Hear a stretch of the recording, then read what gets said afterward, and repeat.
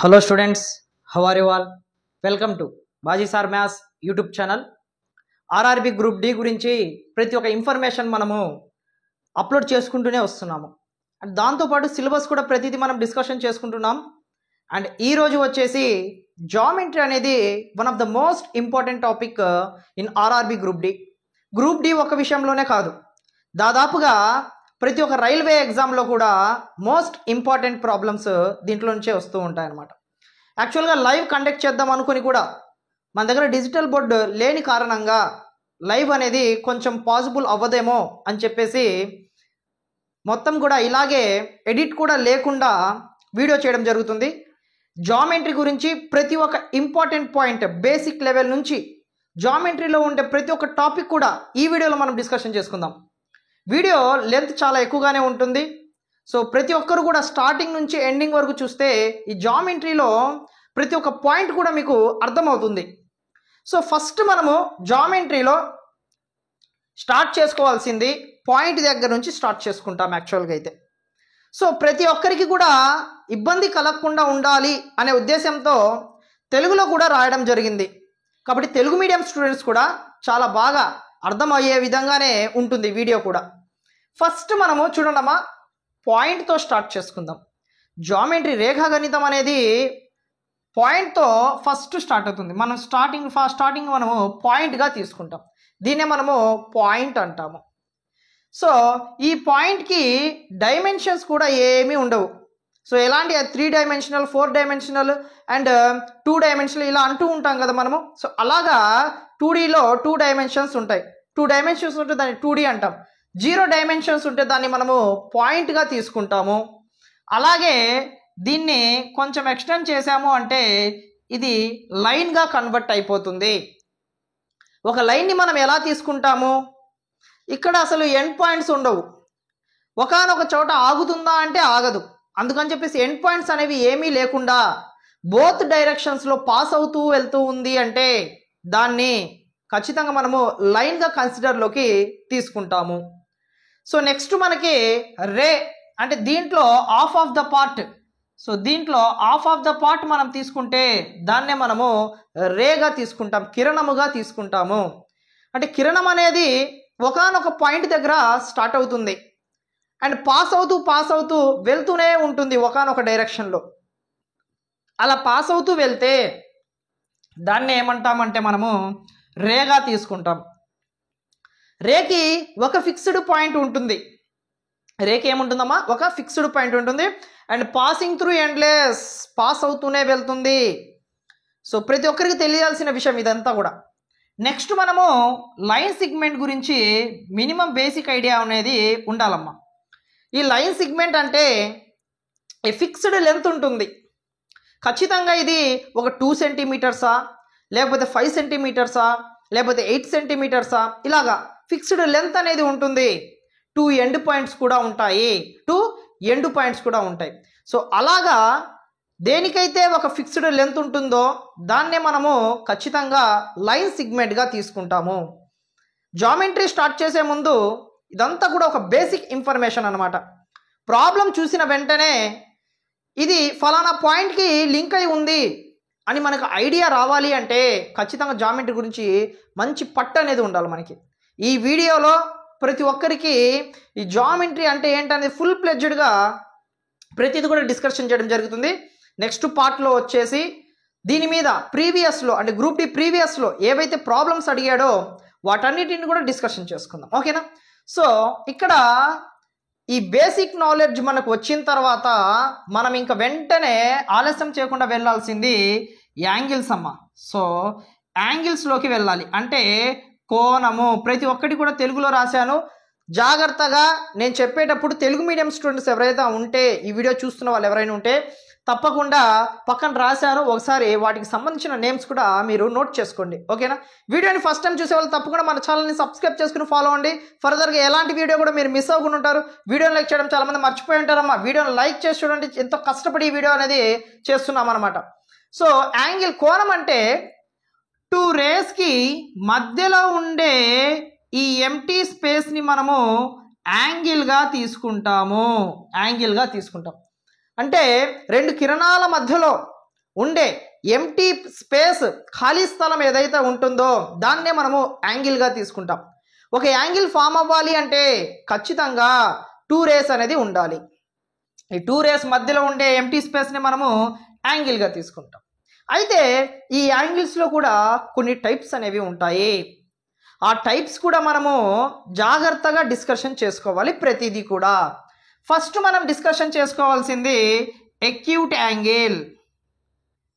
Acute angle, ఈ acute angle అంటే రాశానమ్మా అల్ప కోణము. అంటే ఈ ఎక్యూట్ యాంగిల్ మనకి ఏ యాంగిల్ని చూసిన వెంటనే మనం ఎక్యూట్ యాంగిల్ అని చెప్తాము అంటే 0 degrees నుంచి 90 degreesకి బిలో ఉండే ప్రతి ఒక్క యాంగిల్ కూడా మనల్ని ఏమంటామంటే ఎక్యూట్ యాంగిల్ అంటాం. అంటే ఖచ్చితంగా 0 degrees కంటే ఎక్కువగా ఉండాలి, 90 degrees కంటే తక్కువగా ఉండాలి. నా మాట అర్థమవుతుంది అనుకుంటున్నా. 0 కంటే ఎక్కువగా ఉండాలి, 90 కంటే తక్కువగా ఉండాలి. సో ఈ బిట్వీన్ ఉండే యాంగిల్ని మనం ఏమంటాము అంటే ఎక్యూట్ యాంగిల్గా తీసుకుంటాము. అలా కాకుండా ఫర్ ఎగ్జాంపుల్ రైట్ యాంగిల్ గురించి మాట్లాడుకుంటే ఈ రైట్ యాంగిల్ గురించి మాట్లాడుకునేటప్పుడు చాలా జాగ్రత్తగా ఉండాలి. ఎందుకంటే ఇప్పుడు ఎక్యూట్ యాంగిల్కి మనము డయాగ్రమాటిక్గా నీకు చూపించాలి అంటే సో ఇలా మనము రాసుకోవచ్చు. దీన్ని ఎక్యూట్ యాంగిల్ అంటాం. ఖచ్చితంగా ఇక్కడ ఉండే యాంగిల్ 0 కంటే ఎక్కువగానే ఉంటుంది, 90 కంటే తక్కువగానే ఉంటుంది. కాబట్టి దీన్ని మనం ఎక్యూట్ యాంగిల్గా ఖచ్చితంగా కన్సిడర్లోకి తీసుకోవచ్చు. ఫర్ ఎగ్జాంపుల్ ఎగ్జాక్ట్గా ఇది 90 degrees ఉంటుంది రైట్ యాంగిల్ అనేది. సో దీనికి సంబంధించి మనము డయాగ్రమాటిక్గా చూపించుకోవాలి అంటే సో ఇలా రాసుకుంటే సరిపోతుంది. సో ఎగ్జాక్ట్గా మనకి 90 degrees ఉంటుంది. సో లంబకోణము అంటాము. ఓకేనా. సో నెక్స్ట్ వచ్చేసి మనకి అబ్ట్యూజ్ యాంగిల్. అబ్ట్యూజ్ యాంగిల్ గురించి కూడా ఎగ్జాక్ట్గా మనకి ప్రతిదీ కూడా తెలిసి ఉండాలమ్మా. ఈ అబ్ట్యూజ్ యాంగిల్ ఎలా మనం ఐడెంటిఫికేషన్ చేస్తామంటే 90 degrees కంటే ఎక్కువగా ఉండాలి, 180 degrees కంటే తక్కువగా ఉండాలి. ఈ ఇద్దరి మధ్యలో ఉండే యాంగిల్ ఏదైతే ఉంటుందో ఎంతైనా ఉండని, అవి 95 కానివ్వు, 100 కానివ్వు, 110 ఎంతైనా కానివ్వు, వాటన్నిటిని మనము అబ్ట్యూజ్ యాంగిల్ కిందకి కన్సిడర్లోకి తీసుకుంటాం అన్నమాట. సో ఖచ్చితంగా 90 degrees కంటే ఎక్కువగా ఉండాలి, 180 degrees కంటే తక్కువగా ఉండాలి. సో 90 అంటే ఇలా ఉంటుంది కదమ్మా, 90 అంటే స్ట్రైట్గా రాసుకుంటే 90 అవుతుంది. సో 90 కంటే కొంచెం ఎక్కువగా ఉండాలి కాబట్టి కొంచెం ఎక్స్టెండ్ చేశాను. సో ఇప్పుడు ఇది ఖచ్చితంగా మనకి అబ్ట్యూజ్ యాంగిల్కి ఎగ్జాంపుల్గా తీసుకోవచ్చు. ప్రతి ఒక్కరికి అర్థమవుతుంది అనుకుంటున్నాను. ఓకేనా. సో నెక్స్ట్ మనకి స్ట్రైట్ యాంగిల్. స్ట్రైట్ యాంగిల్ అంటే ఖచ్చితంగా ఈజ్ ఈక్వల్ టు 180 degrees ఉండాలమ్మా. ఖచ్చితంగా 180 degrees ఉండాలి. ఓకేనా. సో కరెక్ట్గా ఎగ్జాక్ట్గా మనకి 180 degrees ఉందే దాన్నే మనం ఏమంటాము అంటే స్ట్రైట్ లైన్ అంటాము. అంటే ఇక్కడ యాంగిల్ అనేది మనకి 180 degrees ఉంటుంది. ఎంత ఉంటుందమ్మా? 180 degrees ఉంటుంది. ప్రతి ఒక్కటి మళ్ళీ చెప్తున్నాను, తెలుగు మీడియంలో కూడా రాశాను. తెలుగు మీడియం స్టూడెంట్స్ ఎవరైనా ఉంటే తప్పకుండా నేమ్స్ అనేవి పక్కన ఉన్నాయి. సో ప్రతి ఒక్కరు కూడా జాగ్రత్తగా చూసుకొని నోట్స్ రాసుకుంటారు అనుకుంటున్నాను. ఓకేనా. వీడియోని లైక్ చేయడం లైక్ చేయలేదు, చాలామంది ఇంకా అలానే చూస్తున్నారు అనుకుంటున్నాను. లైక్ చేయండి ఖచ్చితంగా. ఓకేనా. సో నెక్స్ట్ వచ్చేసి మనకి రిఫ్లెక్స్. సో రిఫ్లెక్స్ ఈ రిఫ్లెక్స్ వచ్చేసరికి 180 కంటే ఎక్కువగా ఉంటుంది. ఖచ్చితంగా 180 కంటే ఎక్కువగా ఉంటుంది. 360 degrees కంటే తక్కువగా ఉంటుంది. అలా ఉంటే ఫర్ ఎగ్జాంపుల్ 190 కానివ్వండి, 260 కానివ్వండి, 280 ఇలాగా కౌంట్ చేసుకుంటూ పోతే ఎలాంటి టైప్ ఆఫ్ యాంగిల్ అయినా కూడా మనము రిఫ్లెక్స్ యాంగిల్ కిందకి తీసుకుంటాం అనమాట. అంటే ఖచ్చితంగా మనకి 180 degrees నుంచి 360 degrees కంటే కూడా తక్కువగా ఉండాలి. ఓకేనా. ఇప్పుడు ఇలా రాశాను కదమ్మా. సో స్ట్రైట్గా రాస్తే ఏమవుతుంది? 180 అవుతుంది. సో నేనేం చేస్తున్నా అంటే కొంచెం కిందకి రాస్తున్నాను. ఇప్పుడు ఇదంతా కూడా ఏమవుతుందమ్మా? రిఫ్లెక్స్ యాంగిల్కి ఖచ్చితంగా ఎగ్జాంపుల్ అనేది అవుతుంది. ప్రతిది కూడా డయాగ్రమాటిక్గా ప్రతి ఒక్క నాన్ మ్యాథ్స్ స్టూడెంట్కి అర్థం అవ్వాలి అనే ఉద్దేశంతో చెప్పడం జరుగుతుంది అనమాట. ఓకేనా. సో నెక్స్ట్ వచ్చేసి మనకి complete angle. So complete angle అంటే మొత్తము యాంగిల్ అనేది మొత్తం తిరిగింది. సర్కిల్లో మొత్తం తిరిగింది అంటే ఖచ్చితంగా ఎంత ఉంటుందమ్మా? ఎగ్జాక్ట్గా 360 degrees ఉంటుంది. కంప్లీట్ యాంగిల్ సంపూర్ణంగా మొత్తం అయిపోయిందమ్మా. So is equal to 360 degrees ఉంటుంది. 360 degrees ఉంటే దాన్ని ఏమంటాము అంటే మనము కంప్లీట్ యాంగిల్ అంటాం. సో ఇలా ఉంది కదమ్మా రే. ఈ సెకండ్ రే ఏదైతే ఉందో అది మళ్ళీ మొత్తం తిరిగి ఇదే రే మీదకి వచ్చి ఆగిపోతుంది. కాబట్టి మనకి ఈ సెకండ్ రే అనేది కనిపించదు. కాబట్టి ఇదంతా కూడా యాంగిల్గా మారిపోతుంది. ఇదంతా కూడా మనము 360 degreesగా కౌంట్లోకి తీసుకోవాల్సి ఉంటుందన్నమాట. ప్రతి ఒక్కరికి అర్థమైంది అనుకుంటున్నాను. యాంగిల్ అంటే ప్రతి ఒక్కరికి అర్థమైంది కదమ్మా. సో లైన్ సెగ్మెంట్కి 2 ఎండ్ పాయింట్స్ ఉంటాయి. ఒక ఫిక్స్డ్ లెంత్ అనేది ఉంటుంది. పాయింట్ అనేది మనము ఫలానా ప్లేస్లో ఎక్కువగా 10th క్లాస్ చదివేటప్పుడు మ్యాప్ పాయింట్ పెడుతూ ఉంటాం. సో ఒక ప్లేస్ని మనం ఇండికేట్ చేయడానికి పాయింట్ అనేది చాలా యూజ్ అవుతుంది. ఆ తర్వాత లైన్ బోత్ డైరెక్షన్లో పాస్ అవుతుంది. ఎండ్లెస్, ఎక్కడ కూడా ఆగదు, ఎండ్ పాయింట్స్ కూడా ఉండవు. ఓకేనా. సో ఆ తర్వాత రే ఒక ఫిక్స్డ్ పాయింట్ ఒకటి ఉంటుంది. ఆ ఫిక్స్డ్ పాయింట్ నుంచి స్టార్ట్ అవుతూ వెళ్ళిపోతుండే. టార్చ్ లైట్ వేస్తాం, ఇక్కడ నుంచి టార్చ్ లైట్ వేసాము అంటే పాస్ అవుతూ వెళ్తుంది. ఎంత దూరం వెళ్తుందో కూడా మనకి తెలియదు. ఫలానా చోటుకి వెళ్ళి ఆగిపోతుందని కూడా మనము చెప్పలేం. సో వాటన్నిటిని కూడా మనము బేసిక్ ఇన్ఫర్మేషన్గా తీసుకొని ఆ తర్వాత యాంగిల్ అంటే 2 రేస్ మధ్యలో ఉండే ఎంప్టీ స్పేస్ని మనము యాంగిల్గా తీసుకుంటాము. ఆ యాంగిల్స్లో డిఫరెంట్ టైప్స్ ఉన్నాయి. ఆ డిఫరెంట్ టైప్స్ ఏమేమి ఉన్నాయో అక్యూట్ అయితే 0 degrees నుంచి 90 degrees లోపల ఉంటే అక్యూట్ అంటాము. రైట్ యాంగిల్ అయితే ఖచ్చితంగా 90 degrees ఉంటే రైట్ యాంగిల్ అంటాం. అబ్ట్యూజ్ యాంగిల్ అంటే 90 degrees నుంచి 180 degrees లోపల ఉంటే దాన్ని అబ్ట్యూజ్ యాంగిల్ అంటాము. స్ట్రైట్ యాంగిల్ అంటే ఎగ్జాక్ట్గా 180 degrees ఉండాలి. రిఫ్లెక్స్ యాంగిల్ అంటే 180 కంటే ఎక్కువగా ఉండాలి, 360 degrees కంటే తక్కువగా ఉండాలి. కంప్లీట్ యాంగిల్ అంటే ఖచ్చితంగా ఎగ్జాక్ట్గా 360 degrees ఉండాలి. ఓకేనమ్మా. Next complementary angles, supplementary angles, conjugate angles most important. ఇవి చాలా చాలా ఇంపార్టెంట్. ఖచ్చితంగా మనకి బిట్స్ రావడానికి ఎక్కువగా అవకాశం ఉన్న టాపిక్ అనమాట ఇదంతా కూడా. ఓకేనా. సో కాంప్లిమెంటరీ అన్న వెంటనే, సప్లిమెంటరీ అన్న వెంటనే, కాంజుగేట్ అన్న వెంటనే మనకి ప్రతి ఒక్కరికి గుర్తుకు రావాల్సింది 90, 180, 360. 90, 180, 360 అంటే కాంప్లిమెంటరీ యాంగిల్ అంటే చూడమ్మా, కాంప్లిమెంటరీ. సో కాంప్లిమెంటరీ అన్న వెంటనే మనకి the sum of 2 angles is equal to 90 degrees. అంటే 2 యాంగిల్స్ని మనం యాడ్ చేస్తే అది ఎంత రావాలి? 90 degrees రావాలి. అంటే 2 కోణాలని తీసుకొని దాన్ని యాడ్ చేస్తే అది ఖచ్చితంగా 90 degrees వస్తే దాన్ని మనం కాంప్లిమెంటరీ యాంగిల్స్ అంటాము. కాంప్లిమెంటరీ యాంగిల్స్ అంటే పూరక కోణము అంటాము. తెలుగు మీడియం వాళ్ళకి పూరక కోణము అంటాము. ఫర్ ఎగ్జాంపుల్ ఇక్కడ 60 degrees plus 30 degrees is equal to ఎంత అవుతుందమ్మా? 90 degrees అవుతుంది. 90 degrees అవుతుంది. వాడు ఎలా అడుగుతాడు అంటే what is the complementary angle of 30 degrees అంటాడు. కాంప్లిమెంటరీ యాంగిల్ ఆఫ్ 30 degreesకి ఆన్సర్ ఏమవుతుంది? 60 degrees అవుతుంది. అంటే వాడు ఏదైతే యాంగిల్ అడుగుతాడో ఆ యాంగిల్కి మనము ఎంత యాడ్ చేస్తే 90 వస్తుందా అని చెక్ చేసుకొని అంత యాడ్ చేస్తే సరిపోతుంది. ఫర్ ఎగ్జాంపుల్ నేనేం చేస్తున్నానంటే కాంప్లిమెంటరీ యాంగిల్ ఆఫ్ 70 degrees అని క్వశ్చన్ అడిగాను. 70 degreesకి కాంప్లిమెంటరీ యాంగిల్ ఏమవుతుంది? 20 అవుతుంది. 20 యాడ్ చేస్తేనే కదా అప్పుడు మనకి 90 వచ్చేది. వాడు ఏదైతే అడుగుతాడో వాడు అడిగిన దానికి మనం ఎంత యాడ్ చేస్తే 90 వస్తుందో చూసుకుంటే సరిపోతుంది. That is the answer. ఓకేనా. Next supplementary angles. ఈ సప్లిమెంటరీ అనేది కూడా చాలా చాలా ఇంపార్టెంట్గా మనము తీసుకోవాలమ్మా. ఇక్కడ 2 యాంగిల్స్ని యాడ్ చేస్తే 90 degrees అంటున్నాం. అలా కాకుండా 2 యాంగిల్స్ని యాడ్ చేస్తే 180 degrees రావాలి. For example 120 degrees plus 60 degrees is equal to 180 degreesగా మనకి ఆన్సర్ అనేది వస్తుందన్నమాట. సో ఇక్కడ కూడా సప్లిమెంటరీ యాంగిల్స్లో మనము ఖచ్చితంగా ద సప్లిమెంటరీ యాంగిల్ ఆఫ్ 100 అన్నాను. ద సప్లిమెంటరీ యాంగిల్ ఆఫ్ 100 అంటున్నాను. సో 100కి ఎంత యాడ్ చేస్తే 180 వస్తుంది? 80. కాబట్టి ఆన్సర్ 80 అవుతుంది. అప్పుడే కదా మనకి 180 degrees వచ్చేది. సో ఇలాగా ఎగ్జాంపుల్స్ అనేది మనం తీసుకోవచ్చు. ద సప్లిమెంటరీ ఆఫ్ 70 degrees అంటున్నాడు. 70 degreesకి సప్లిమెంటరీ ఏమవుతుందమ్మా? ఎస్, నువ్వు అనుకున్నది 110 degrees అవుతుంది. 70కి 110 యాడ్ చేస్తేనే కదా మనకి 180 degrees వస్తుంది. అలాగనమాట. ఓకేనా. So next conjugate angles. Conjugate angles. ఈ కాంజుగేట్ యాంగిల్స్ అంటే ఎగ్జాక్ట్గా మనకి రెండు యాంగిల్స్ని యాడ్ చేసుకుంటే 360 డిగ్రీస్ రావాలి. 360 డిగ్రీస్ వచ్చింది అంటే ఖచ్చితంగా మనం దాన్ని దేనిగా కన్సిడర్లోకి తీసుకోవచ్చమ్మా? సో కాంజుగేట్ కిందకి తీసుకోవచ్చు. ఇప్పుడు 180 యాడ్ చేసుకున్నాం అనుకోండి, మనకి ఎంత వస్తుంది?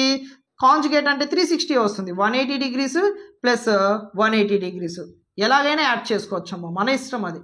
ఓకేనా? సో 300 డిగ్రీస్ ప్లస్ 60 డిగ్రీస్ ఎలాగైనా యాడ్ చేసుకోవచ్చు. ఎలా యాడ్ చేసుకున్నా నో ప్రాబ్లం. మన టార్గెట్ ఏంటంటే 360 డిగ్రీస్ రావాలి. ఓకేనా? సో నేను అడుగుతున్నాను ద కాంజుగేట్ ఆఫ్ 300 అన్నాను. అప్పుడు నువ్వేం చెప్తావు? 60 డిగ్రీస్ అని చెప్తావు. 300 ఈ కాంజుగేట్ ఏమవుతుంది? ప్లస్ 60 యాడ్ చేస్తేనే కదా అది 360 ఏది. నువ్వు ఎంతైతే యాడ్ చేస్తున్నావో అదే నీకు ఆన్సర్ అవుతుంది. అనమాట. ఓకేనా? చాలా జాగ్రత్తగా ప్రతిదీ కూడా అర్థమవుతుంది అనుకుంటున్నా. ఓకేనా అమ్మ?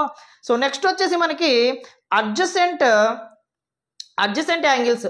యాంగిల్స్ కూడా చాలా ఇంపార్టెంట్ అమ్మా. సో ప్రతిదీ కూడా ఈ వీడియో లాంగ్ ఉంటుందని ఆల్రెడీ చెప్పాను. సో ప్రతి ఒక్కరు కూడా జాగ్రత్తగా చూడండి, ఎక్కడ కూడా ఎడిట్ చేయట్లేదు.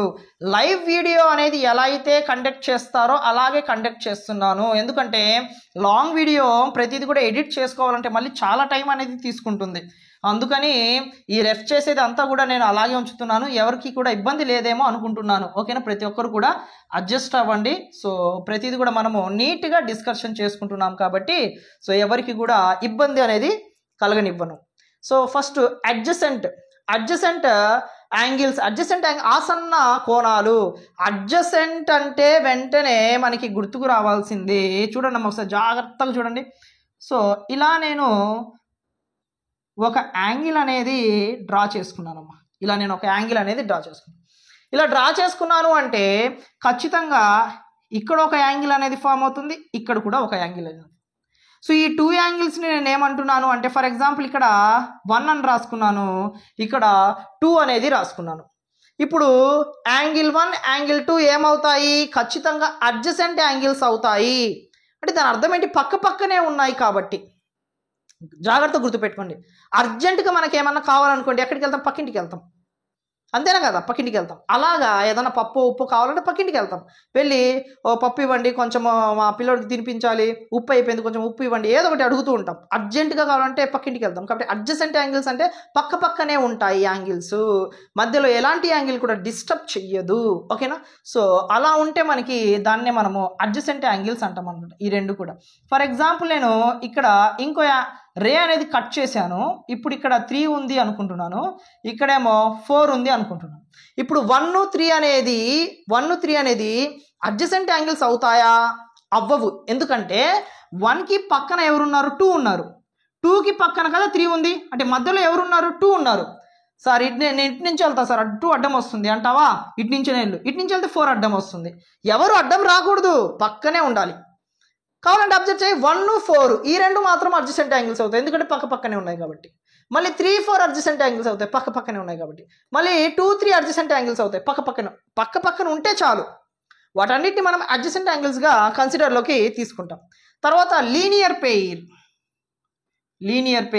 సో లీనియర్ పెయిర్కి దీనికి తేడా ఏంటంటే, సో ఇక్కడ వచ్చేసి మనకి ఫర్ ఎగ్జాంపుల్ 1 ఉంటుంది అనుకుందాం, ఇక్కడ వచ్చేసి మనకి 2 ఉంది అనుకుందాం. సో ఇప్పుడు ఈ రెండు కూడా మనకి ఏమవుతాయంటే లీనియర్ పెయిర్ అవుతాయి. సార్ ఎలా రెండు ఒకే డయాగ్రామ్స్లా ఉన్నాయి కదా, మనం ఎలా గుర్తుపెట్టుకోవాలి అంటే వీటికి సంబంధించిన ఇన్ఫర్మేషన్ మాత్రమే నీ దగ్గర ఉండాలి. అప్పుడు ఏ డయాగ్రామ్ అనేది నీకు క్లారిటీ అనేది వస్తుంది. సో లీనియర్ పెయిర్ అన్న వెంటనే రెండు యాంగిల్స్ని యాడ్ చేస్తే ఎగ్జాక్ట్గా 180 డిగ్రీస్ వస్తేనే, అలా వచ్చే డయాగ్రామ్స్ ఉంటేనే నీకు అది లీనియర్ పెయిర్ అవుతుంది. అడ్జసెంట్ యాంగిల్స్కి అలా ఏం లేదు, ఖచ్చితంగా 180 డిగ్రీసే రావాలి, పక్కనే ఉండే యాంగిల్స్ అనేది ఏమీ లేదు. ఫర్ ఎగ్జాంపుల్ నేను ఇక్కడ ఈ యాంగిల్ రైట్ యాంగిల్ రాసుకొని ఇక్కడ ఇంకో యాంగిల్ రాసుకున్నాను. సో ఇప్పుడు ఈ యాంగిల్ ఈ రెండు యాంగిల్స్ ఏమవుతాయి? అడ్జసెంట్ యాంగిల్స్ అవుతాయి, ఎందుకంటే పక్కనే ఉన్నాయి కదా, అంతే. కానీ ఇదే యాంగిల్స్ నీకు లీనియర్ పెయిర్ అవుతుందా? అవ్వదు. అర్థమవుతుందా ప్రతి ఒక్కరికి? ఓకే. సో పక్కనే ఉంటే అవన్నీ కూడా అడ్జసెంట్ యాంగిల్స్ అవుతాయి, 180 డిగ్రీస్ అవ్వాల్సిన అవసరం లేదు. కానీ పక్కనే ఉండి ఆ యాంగిల్ అనేది 180 డిగ్రీస్ అయితే దాన్ని మనం లీనియర్ పెయిర్గా తీసుకుంటాం. పెయిర్ అంటే జత, రెండు. ఓకేనా? Next intersecting lines. ఈ ఇంటర్సెక్టింగ్ లైన్స్ గురించి మాట్లాడుకునే ముందు, తర్వాత ఇంటర్సెక్టింగ్ లైన్స్ గురించి మాట్లాడుకునే ముందు వెర్టికల్లీ ఆపోజిట్ యాంగిల్స్ గురించి మనం మాట్లాడుకుందాం. వెర్టికల్లీ ఆపోజిట్ యాంగిల్స్ అంటే చూడమ్మా 1, 3, ఈ 1, 3 ఏమవుతాయంటే వెర్టికల్లీ ఆపోజిట్ యాంగిల్స్ ఉంటాయి. వెర్టికల్లీ అంటే వి ఇదేనమ్మా వి ఈ వికి ఆపోజిట్లో వెళ్తే ఏమవుతుంది, ఇంకో వి ఇలా అవుతుంది. సో ఈ యాంగిల్ని మనము వెర్టికల్లీ ఆపోజిట్ యాంగిల్స్ అంటాం. వెర్టికల్లీలో వి ఉంటుంది, ఆ విని తిరగతిప్పి కొడితే మళ్ళీ ఇలా అయిపోతుంది. సో ఆ ఆపోజిట్లో ఉండే యాంగిల్స్ని మనం వెర్టికల్లీ ఆపోజిట్ యాంగిల్స్ అంటాము. ఓకే, శీర్షాభిముఖ కోణము. ఓకేనా, ఇక్కడ 1, 3 ఏమవుతుంది, వెర్టికల్లీ, ఇది వెర్టికల్లీగా ఉంది, ఇది కూడా వెర్టికల్లీగానే ఉంది. సో ఇక్కడ 2, 4 కూడా ఏమవుతుందమ్మా, సో ఇది వెర్టికల్లీగానే ఉంది, ఇది కూడా వెర్టికల్గానే ఉంది. కాబట్టి 2, 4 అనేది వెర్టికల్ ఆపోజిట్ అవుతుంది. 1, 3 కూడా వెర్టికల్లీ ఆపోజిట్ యాంగిల్స్ అనేది అవుతుంది. ఓకేనా, ప్రతి ఒక్కటి కంప్లీట్ అయింది అనుకుంటున్నా. ఇంకా మధ్యలో ఏముంది చూడండి అమ్మా, ఇంటర్సెక్టింగ్ లైన్స్ గురించి మాట్లాడుకుంటున్నాం ఇప్పుడు. ఫర్ ఎగ్జాంపుల్ 2 లైన్స్ ఇలా పాస్ అవుతున్నాయమ్మా, 2 లైన్స్ ఇలా పాస్ అవుతున్నాయి. పాస్ అవుతూ ఏదో ఒక పాయింట్ దగ్గర మీట్ అయినప్పుడు అది ఇంటర్సెక్ట్ జరుగుతుంది. అప్పుడు ఆ 2 లైన్స్ని మనం ఏమంటాము అంటే ఇంటర్సెక్టింగ్ లైన్స్ అంటాం. ఖండించుకుంటాయి, ఏదో ఒక పాయింట్ దగ్గర ఖండించుకుంటే దాన్నే మనం ఖండన రేఖలు అంటాము. ఏ పాయింట్ దగ్గర అయినా ఖండించుకోవచ్చు, ఎక్కడైనా ఖండించుకొని మనకు అవసరం లేదు, కానీ ఖండించుకున్నాయా లేదా, ఇంటర్సెక్ట్ అయిందా లేదా, అదే మనకి కావాల్సింది. ఓకేనా, దాన్ని మనం ఇంటర్సెక్టింగ్ లైన్స్ అంటాం అనమాట. ఓకేనా, సో నెక్స్ట్ కాంకురెంట్ లైన్స్ అంటే ఇప్పుడు ఇవి ఇంటర్సెక్టింగ్ లైన్స్ అమ్మా. సో ఇలా రాసుకున్నాం అనుకోండి, దాన్ని ఏమంటాము ప్యారలల్ లైన్స్ అంటాం. ప్యారలల్ లైన్స్ ఎక్కడ కూడా మీట్ అవ్వవు, సమాంతరంగా వెళ్ళిపోతూనే ఉంటాయి, సమాంతర రేఖలు అంటాం కదా, అలాగా పాస్ వెళ్తూనే ఉంటాయి అన్నమాట, ఎక్కడ కూడా మీట్ అవ్వవు. ఖచ్చితంగా చెప్పండి, సమాంతర రేఖ ఈ ప్యారలల్ లైన్స్కి మధ్యలో యాంగిల్ కోణం ఎంత ఉంటుంది, చాలా ఇంపార్టెంట్ పాయింట్, 0 డిగ్రీ ఉంటుంది. ఖచ్చితంగా ఎంత ఉంటుందమ్మా, 0 డిగ్రీ ఉంటుంది. నోట్ చేసుకోండి, ప్రతి ఒక్కరు కూడా నోట్ చేసుకోండి. నోట్ చేసుకుంటేనే నోట్స్ అనేది మీ దగ్గర ఉంటే ప్రతి ఒక్కటి చూసుకొని ప్రాబ్లమ్స్ అనేది అటెంప్ట్ చేసుకోవాలి. ప్రతి ఒక్కటి డీటెయిల్గా ఇన్ఫర్మేషన్ అనేది పాస్ చేస్తున్నా మీ దగ్గరికి. ఈ ఒక్క వీడియోతోనే ఈ వీడియో చూసుకోవాల్సిన అవసరం లేదు. ఈ ఒక్క వీడియో చూసుకుంటే చాలు, జామెట్రీ దాదాపుగా ప్రతిదీ కూడా మీ కళ్ళ ముందు ఉంటుంది. ఓకేనా, అదనమాట. సో ఇప్పటికీ చూస్తున్నారు, ఏమనుకోవద్దు. ఎవరైనా లైక్ చేయకపోతే ఖచ్చితంగా లైక్ చేసి చూడండి. చాలా వరకు హార్డ్ వర్క్ చేస్తున్నాం కాబట్టి మీ సపోర్ట్ ఉంటేనే ప్రతిదీ కూడా మేము చేయగలము, అందుకని చెప్పేసి. ఓకేనా, సో నెక్స్ట్ వచ్చేసి perpendicular lines, perpendicular lines. So 2 lines ఇలా వెళ్తున్నాయి, 2 లైన్స్ ఇలా పాస్ అవుతూ వెళ్తున్నాయి. పాస్ అయ్యేటప్పుడు ఏదో ఒక పాయింట్ దగ్గర ఖండించుకుంటే ఖండన రేఖలు, కానీ ఖండించుకునేటప్పుడు 90 డిగ్రీలు ఫామ్ చేస్తే దాన్ని మనం పర్పెండిక్యులర్ లైన్స్ అంటాము. లంబకోణం అనేది ఫామ్ అవుతుంది ఇక్కడ. ఓకేనా, సో లంబకోణ రేఖలు అంటాం, లంబకోణ రేఖలు. తెలుగు మీడియం వాళ్ళకి కన్ఫ్యూజ్ అవ్వట్లేదు అనుకుంటున్నాను. ప్రతి ఒక్కటి కూడా వాళ్ళని కూడా మనం దృష్టిలో పెట్టుకోవాలి ఖచ్చితంగా. ఓకేనా, అందుకని చెప్పేసి. నెక్స్ట్ వచ్చేసి కాంకురెంట్ లైన్స్. ఇది మోస్ట్ ఇంపార్టెంట్. కాంకురెంట్ అంటే సితో స్టార్ట్ అవుతుంది. సికి ముందు బి ఉంటుంది, బికి ముందు ఏ ఉంటుంది. 1, 2, 3 అంటే సి అంటే దాని అర్థం ఏంటంటే 3 అంటే దాని అర్థం ఏంది, 3 లైన్స్ పాస్ అవుతూ వెళ్తాయి అని దాని అర్థం. ఎక్కడి నుంచైనా వెళ్ళని, మనకు అనవసరం. 3 లైన్స్ పాస్ అవుతూ వెళ్తున్నాయా లేదా 3 కంటే ఎక్కువ, 3 లేదా 3 కంటే ఎక్కువగా ఉండే లైన్స్ ఒకనొక కామన్ పాయింట్ దగ్గర నుంచి పాస్ అవుతున్నాయంటే దాన్ని మనం కాంకురెంట్ లైన్స్ అంటాం. సమకాలిక రేఖలు, తెలుగు మీడియంలో సమకాలిక రేఖలు అంటాం అనమాట. సో ఎన్నైనా పాస్ అవ్వచ్చు, కానీ 2 కంటే ఎక్కువగా ఉండాలి. 2 కంటే ఎక్కువగా ఉండాలి అని మనకెలా తెలుస్తుంది, కాంకురెంట్ అంటే సితో స్టార్ట్ అవుతుంది. ఏబిసి అంటే 3 అంటే అట్లీస్ట్ 3 అయినా ఉండాలి, 3 లేదా అంతకంటే ఎక్కువగా ఉండాలి. అదే మిగిలినవి అన్నీ కూడా ఇవి 2, ఇవి కూడా 2, ఇవి కూడా 2 లైన్స్, 2 రేఖలతో మాత్రం ఫామ్ అయితే ఒకటి వచ్చేసి ఇంటర్సెక్టింగ్, ప్యారలల్, పర్పెండిక్యులర్ అంటాం. 3 అంటే కాంకురెంట్ అయిపోతుంది. ఓకేనా, సో నెక్స్ట్ ట్రాన్స్వర్సల్. ఇంకా ఇది చెప్పాల్సిన అవసరం లేదు. ఇంకా మోస్టుల్లో మోస్ట్ ట్రాన్స్వర్సల్ తిరియక్ రేఖ. ఈ తిరియక్ రేఖ మీద అడుగుతాడమ్మా ప్రాబ్లమ్స్. ఎలా అడుగుతాడంటే దీన్ని తిప్పి అడుగుతూ ఉంటాడు. దీని గురించి బేసిక్ ఐడియా ప్రతి ఒక్కరికి ఉండాలి. ఓకేనా. సో జాగ్రత్తగా అబ్జర్వ్ చేయండి అమ్మా, జాగ్రత్తగా అబ్జర్వ్ చేయండి. ప్రతి ఒక్క డీటెయిల్డ్గా డిస్కషన్ చేసుకుందాం. హడావుడి ఏమీ లేదు, హడావుడి ఏమీ లేదు. ప్రతి ఒక్కరికి, నాన్ మ్యాథ్స్ స్టూడెంట్ అయిన ప్రతి ఒక్కరికి కూడా మన ఛానల్లో ఏది కూడా హడావుడి ఉండకూడదు. మన ఛానల్కి నమ్ముకొని వస్తారు చాలామంది నాన్ మ్యాథ్స్ స్టూడెంట్స్. ఆ నాన్ మ్యాథ్స్ స్టూడెంట్స్ ప్రతి ఒక్కరు కూడా ఇక్కడికి వచ్చి మ్యాథ్స్ నేర్చుకొని వెళ్ళాలి, కానీ హడావుడిగా ఎక్కడికి వెళ్ళకూడదు. వాళ్ళందరినీ దృష్టిలో పెట్టుకుని చెప్తున్నాను. అండ్ మ్యాథ్స్ స్టూడెంట్స్ కూడా హ్యాపీగా నేర్చుకోవచ్చు, ప్రశాంతంగా నేర్చుకోవచ్చు. ఓకేనా, హడావుడి ఏం లేదు. ప్రశాంతంగా కూర్చొని ప్రశాంతంగా చూడండి. ఇప్పుడు తిరియక రేఖ గురించి మాట్లాడుకుంటున్నామమ్మ మనము. ఓకేనా, ఈ తిరియక రేఖ రెండు సమాంతర రేఖలు, 2 ప్యారలల్ లైన్స్ని తీసుకున్నాను. తిరియక రేఖని ఇలా డ్రా చేసుకున్నాను. దీన్ని మనం ట్రాన్స్వర్సల్ లైన్ అంటాం. ఏమంటామమ్మా? Transversal line. అప్పుడు ఏమైందమ్మా, ఇక్కడ ఒక యాంగిల్ ఫామ్ అయింది, ఇక్కడ కూడా ఒక యాంగిల్ ఫామ్ అయింది, ఇక్కడ ఒక యాంగిల్, అండ్ ఇక్కడ కూడా ఒక యాంగిల్ ఫామ్ అయింది, ఇక్కడ ఒక యాంగిల్ ఫామ్ అయింది, ఇక్కడ కూడా ఒక యాంగిల్, ఇక్కడ టోటల్గా 8 యాంగిల్స్ ఫామ్ అయ్యాయమ్మా. 8 యాంగిల్స్ ఫామ్ అయ్యాయి.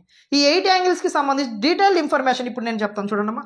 దీన్ని 1 అనుకుంటున్నా, 2, 3, 4, 5, 6, 7, 8 టోటల్గా 8 యాంగిల్స్ ఫామ్ అయ్యాయి.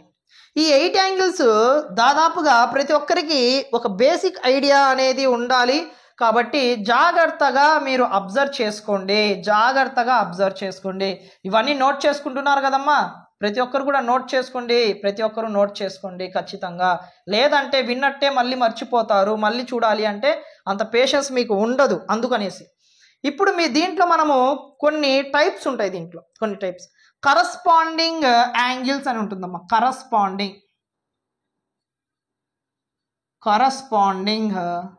యాంగిల్స్. ఈ కరస్పాండింగ్ యాంగిల్స్ ఏమేమి యాంగిల్స్ని కరస్పాండింగ్ యాంగిల్స్ అంటాము. ఆ తర్వాత మళ్ళీ మనకి మెయిన్ కావాల్సింది alternate interior,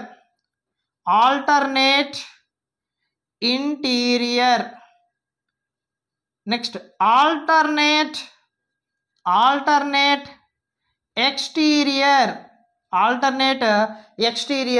next vertically opposite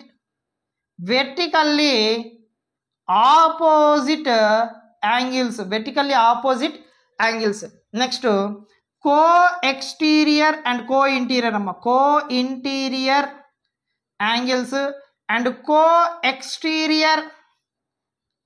exterior angles. ఇవి మెయిన్ మనకి ఇంపార్టెంట్ అమ్మా, మెయిన్ ఇంపార్టెంట్. ఓకేనా, దీంట్లో మెయిన్ మనకి గుర్తుండాల్సింది interior angles, exterior angles. Interior angles అంటే ఇంట్లో ఉంటాయి, ఎక్స్టీరియర్ యాంగిల్స్ ఎక్స్ట్రాలు చేస్తే బయటికి పంపిస్తాం కాబట్టి బయట ఉంటాయి.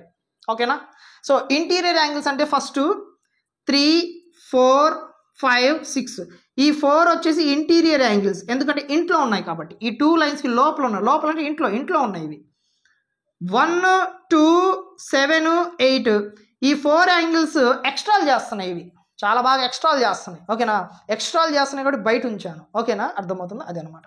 బయట ఉన్నవన్నీ ఎక్స్టీరియర్, లోపల ఉన్నవన్నీ ఇంటీరియర్.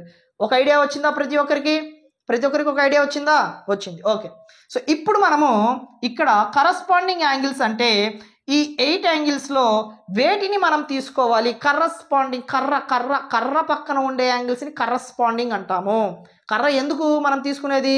ఏమన్నా కొట్టేటప్పుడు ఎవడు ఏం చేస్తాడు? ప్రతి ఒక్కడు కూడా లోపల దాక్కుంటాడు. అంటే ఒకడు బయట ఉంటాడు, ఒకడు లోపల ఉంటాడు, ఒకడు లోపల ఉంటాడు. ఓకేనా, చూడు. సో ఇక్కడ ఒకసారి చూడమ్మా, బ్లాక్ తీసుకుంటాను, దీంతో బ్లాక్తో చూపిస్తాను చూడండి అమ్మా. సో 1, 5 ఈ రెండు కూడా మనకి కరస్పాండింగ్ యాంగిల్స్ అవుతాయి. అంటే యాంగిల్ 1, యాంగిల్ 5 కరస్పాండింగ్. ఒకడు బయట, ఒకడు లోపల. అర్థమవుతుందా? కరస్పాండింగ్, కర్ర పక్కనే ఉంటాయి రెండు కూడా. అలాగే అర్థం చేసుకోండి. ఇప్పుడు 2, 6 కూడా ఏమవుతాయి? Very good. చాలా మందికి అర్థమైంది అనుకుంటున్నాను. Very good. So for example angle 2 and angle 6 ఇవి కూడా కరస్పాండింగ్ యాంగిల్స్ అవుతాయి. కొంతమందికి ఇప్పుడు డౌట్ వచ్చి ఉంటుంది, సార్ నాకు ఒక డౌట్ వచ్చింది సార్, నేను 3, 1, 7 ఒకటి తీసుకుంటాను సార్, ఎందుకంటే 3 లోపల ఉంది, 7 ఏమో బయట ఉంది, కర్ర పక్కనే ఉంది. తీసుకో, నీకు ఆలోచన వచ్చిందంటేనే నీకు సబ్జెక్ట్ అర్థమవుతుందని చెప్పేసి. అవునా కదమ్మా? అవునా కదా? ఖచ్చితంగా ఏమవుతుంది ఇప్పుడు 3 7 కూడా నోట్ చేసుకుంటే, మీరు ఇక్కడ ప్లేస్ లేదు నాకు, మీరు మాత్రం నోట్ చేసుకోండి. సో 3 1 7 1 ఈ రెండు కూడా ఖచ్చితంగా ఏమవుతాయమ్మా? కరస్పాండింగే. అర్థమైందా? ఇప్పుడు 4 8 కూడా ఏమవుతాయమ్మా? అలాంటప్పుడు కరస్పాండింగే. కర్ర పక్కనే ఉండాలి, బయట ఉండాలి, వాటన్నిటిని మనము కరస్పాండింగ్ యాంగిల్స్గా తీసుకోవచ్చు. అర్థమైంది అనుకుంటున్నా. Next alternate interior. ఇంటీరియర్ అంటే ఇంట్లో ఉండాలి. ఆల్టర్నేట్ ఇంటీరియర్ అంటే ఆల్టర్నేట్ ఇంటీరియర్లోనే ఆల్టర్నేట్ ఏమవుతుందా అని చూసుకోవాలి. అంతే తప్ప నువ్వు బయటగా ఉండే యాంగిల్స్ దగ్గర అస్సలు పోకూడదు. ఎందుకంటే అవి ఎక్స్టీరియర్కి సంబంధించి ఎక్స్ట్రాలు చేస్తారు వాళ్ళు, వద్దు. సో ఇప్పుడు 3 4 5 6 ఈ 4 వచ్చేసి ఇంటీరియర్. కానీ వాళ్ళకి ఇంటీరియర్ వద్దంట, ఆల్టర్నేట్ కావాలంట. ఆల్టర్నేట్ అంటే అటొకటి ఇటొకటి అనే దాని అర్థం. సో 3 1 5 1 యాంగిల్ 3 యాంగిల్ 5 ఈ రెండు ఆల్టర్నేట్. మళ్ళీ యాంగిల్ 4 యాంగిల్ 6 యాంగిల్ 4 యాంగిల్ 6 ఈ రెండు కూడా మనకి ఆల్టర్నేట్ అవుతాయి. ఓకేనా? ఆల్టర్నేట్ ఇప్పుడు ఎక్స్టీరియర్. ఎక్స్టీరియర్ అంటే ఎక్కడికి వెళ్ళాలి? ఎక్స్ట్రాల్ చేస్తారు కదా ఇందాక, వాళ్ళ దగ్గరికి వెళ్ళాలా. ఎవరు ఎక్స్ట్రాల్ చేసేది? 2 1 1 1 2 1 7 1 8 1. అయితే ఈ 4ని కళ్ళ ముందు ఉండాలి. కానీ ఆ 4లో ఆల్టర్నేట్ అంట. ఇందాక ఆల్టర్నేట్ అంటే 3 5 ఎలా అయితే రాసావు, ఇప్పుడు కూడా అంతే 2 8 రాయాలి. ఒకటేమో కర్రకి అటు పక్కన ఉండాలి, ఒకటేమో ఇటు పక్కన ఉండాలి. So angle 2 angle 8. నెక్స్ట్ వచ్చేసి 1 7 యాంగిల్ 1 యాంగిల్ 7 అలా రాసుకోవాలన్నమాట. ఓకేనమ్మా? So next vertically opposite. ఇందాక మనం డిస్కషన్ చేసుకున్నాం దీని గురించి. వెర్టికల్లీ ఆపోజిట్ యాంగిల్స్ అంటే ఏమని రాసుకున్నామమ్మా మనము? వి షేప్లో శీర్షాభిముఖ కోణాలు రెండు కూడా గుద్దుకుంటాయి. ఇలా గుద్దుకున్నాయి అంటే వాటిని మనము వెర్టికల్లీ ఆపోజిట్ యాంగిల్స్ అంటాము. వెర్టికల్లీ వి ఇదో ఈ రెండు 2 4 2 1 4 1 ఆ తర్వాత 1 3 1 1 3 1 మళ్ళీ ఇక్కడ చూడు 6 8 6 1 8 1 మళ్ళీ ఇటు ఏముంది 5 7 5 1 7 1. అందరికి అర్థమైందా? ఎస్, అర్థమైంది అనుకుంటున్నా. నెక్స్ట్ కో ఇంటీరియర్ కో ఎక్స్టీరియర్. ఈ రెండు నేను చెప్పే ముందు మీకు ఇక్కడ రాసిన ప్రతి ఒక్క యాంగిల్ కూడా 2 యాంగిల్స్ రాశాను కదా, ఆ 2 యాంగిల్స్ని యాడ్ చేస్తే ఖచ్చితంగా 90 డిగ్రీసే రావాలి. గుర్తుపెట్టుకుని, ఖచ్చితంగా 90 డిగ్రీస్ రావాలి. అంటే ఇప్పుడు ఇక్కడ ఈక్వల్ అవ్వాలమ్మా, ఈ రెండు కూడా ఈక్వల్ అయిపోతాయి అనమాట. 90 డిగ్రీస్ కాదు, ఈక్వల్ అయిపోతాయి అసలు first. So angle 1 angle 5 corresponding angles. అంటే యాంగిల్ 1 దగ్గర 70 డిగ్రీస్ ఉందనుకోండి, యాంగిల్ 5 దగ్గర కూడా ఖచ్చితంగా ఎంత ఉంటుంది? 70 డిగ్రీసే ఉంటుంది, ఎందుకంటే కరస్పాండింగ్ యాంగిల్స్ కాబట్టి. నెక్స్ట్ ఫర్ ఎగ్జాంపుల్ యాంగిల్ 2 దగ్గర 80 డిగ్రీస్ ఉన్నాయి, యాంగిల్ 6 దగ్గర ఎంత ఉంటుంది? 80 డిగ్రీసే ఉంటుంది, ఎందుకంటే కరస్పాండింగ్ యాంగిల్స్ కాబట్టి. ఓకేనా? So next alternate interior. ఇది కూడా అంతే. ఇప్పుడు 3 దగ్గర ఫర్ ఎగ్జాంపుల్ 50 డిగ్రీస్ ఉంది అనుకుందాం. 3 దగ్గర 50 ఉంటే 3కి ప్రైర్ ఎవరు? 5, కాబట్టి 5 దగ్గర కూడా 50 ఉంటుంది. 4 దగ్గర 30 ఉందనుకోండి, 4 దగ్గర, అప్పుడు 6 దగ్గర ఎంత ఉంటుంది? 6 దగ్గర కూడా 30 ఉంటుంది. ఇప్పటిదాకా మనం రాసినవన్నీ కూడా యాంగిల్స్ ఎలా ఉంటాయంటే ఈక్వల్గా ఉంటాయి. ఒక యాంగిల్కి ఒక చోట ఇంత ఉంది డిగ్రీ అంటే ఇంకో చోట కూడా అంతే ఉంటుంది. ఇప్పుడు చెప్పుకున్నవన్నీ కూడా ఈ 4 కూడా అంతేనమ్మా, ఈ 4 కూడా అలాగే ఉంటాయి. కానీ ఈ 2 మాత్రము కొంచెం డిఫరెంట్గా ఉంటాయి. వీటిని యాడ్ చేస్తే 180 డిగ్రీస్ రావాలి. ఈక్వల్గా ఉండవు, యాడ్ చేస్తే 180 రావాలి. అంటే ఫర్ ఎగ్జాంపుల్ కో ఇంటీరియర్ అంటే ఇంటీరియర్లోనే చూసుకోవాలి. ఇందాక ఆల్టర్నేట్ అంటే అటొక సైడ్ది ఇటొక సైడ్ది రాసాం. ఇప్పుడు ఆల్టర్నేట్ కాదు, ఇంటీరియర్లో కో ఇంటీరియర్ అంటే 4 5 ఒకే సైడ్లో ఉన్నవి రాసుకోవాలి. సో 4 1 5 1 ఆ తర్వాత 3 1 6 1. ఇంతకుముందు ఏమని చెప్పాను? ఫర్ ఎగ్జాంపుల్ 3 దగ్గర 70 డిగ్రీస్ ఉంటే 5 దగ్గర ఎంత ఉంటుంది? 70 ఉంటుంది. ఇప్పుడు ఫర్ ఎగ్జాంపుల్ 4 దగ్గర 70 డిగ్రీస్ ఉంది అనుకోండి, 5 దగ్గర కూడా 70 ఉండదు, 110 ఉంటుంది, ఎందుకంటే ఈ రెండు యాడ్ చేస్తే 180 రావాలి. ఈ 4 రకాలు మాత్రము ఈక్వల్గా ఉంటాయి, ఈ 2 రకాలు మాత్రము ఈక్వల్గా ఉండవు. ఒక యాంగిల్ నేను చెప్పాను అంటే ఇంకో యాంగిల్ ఖచ్చితంగా 180 డిగ్రీస్ రావాలంటే దానికి ఎంత యాడ్ చేయాలి? ఎలా ఉంది ఇది?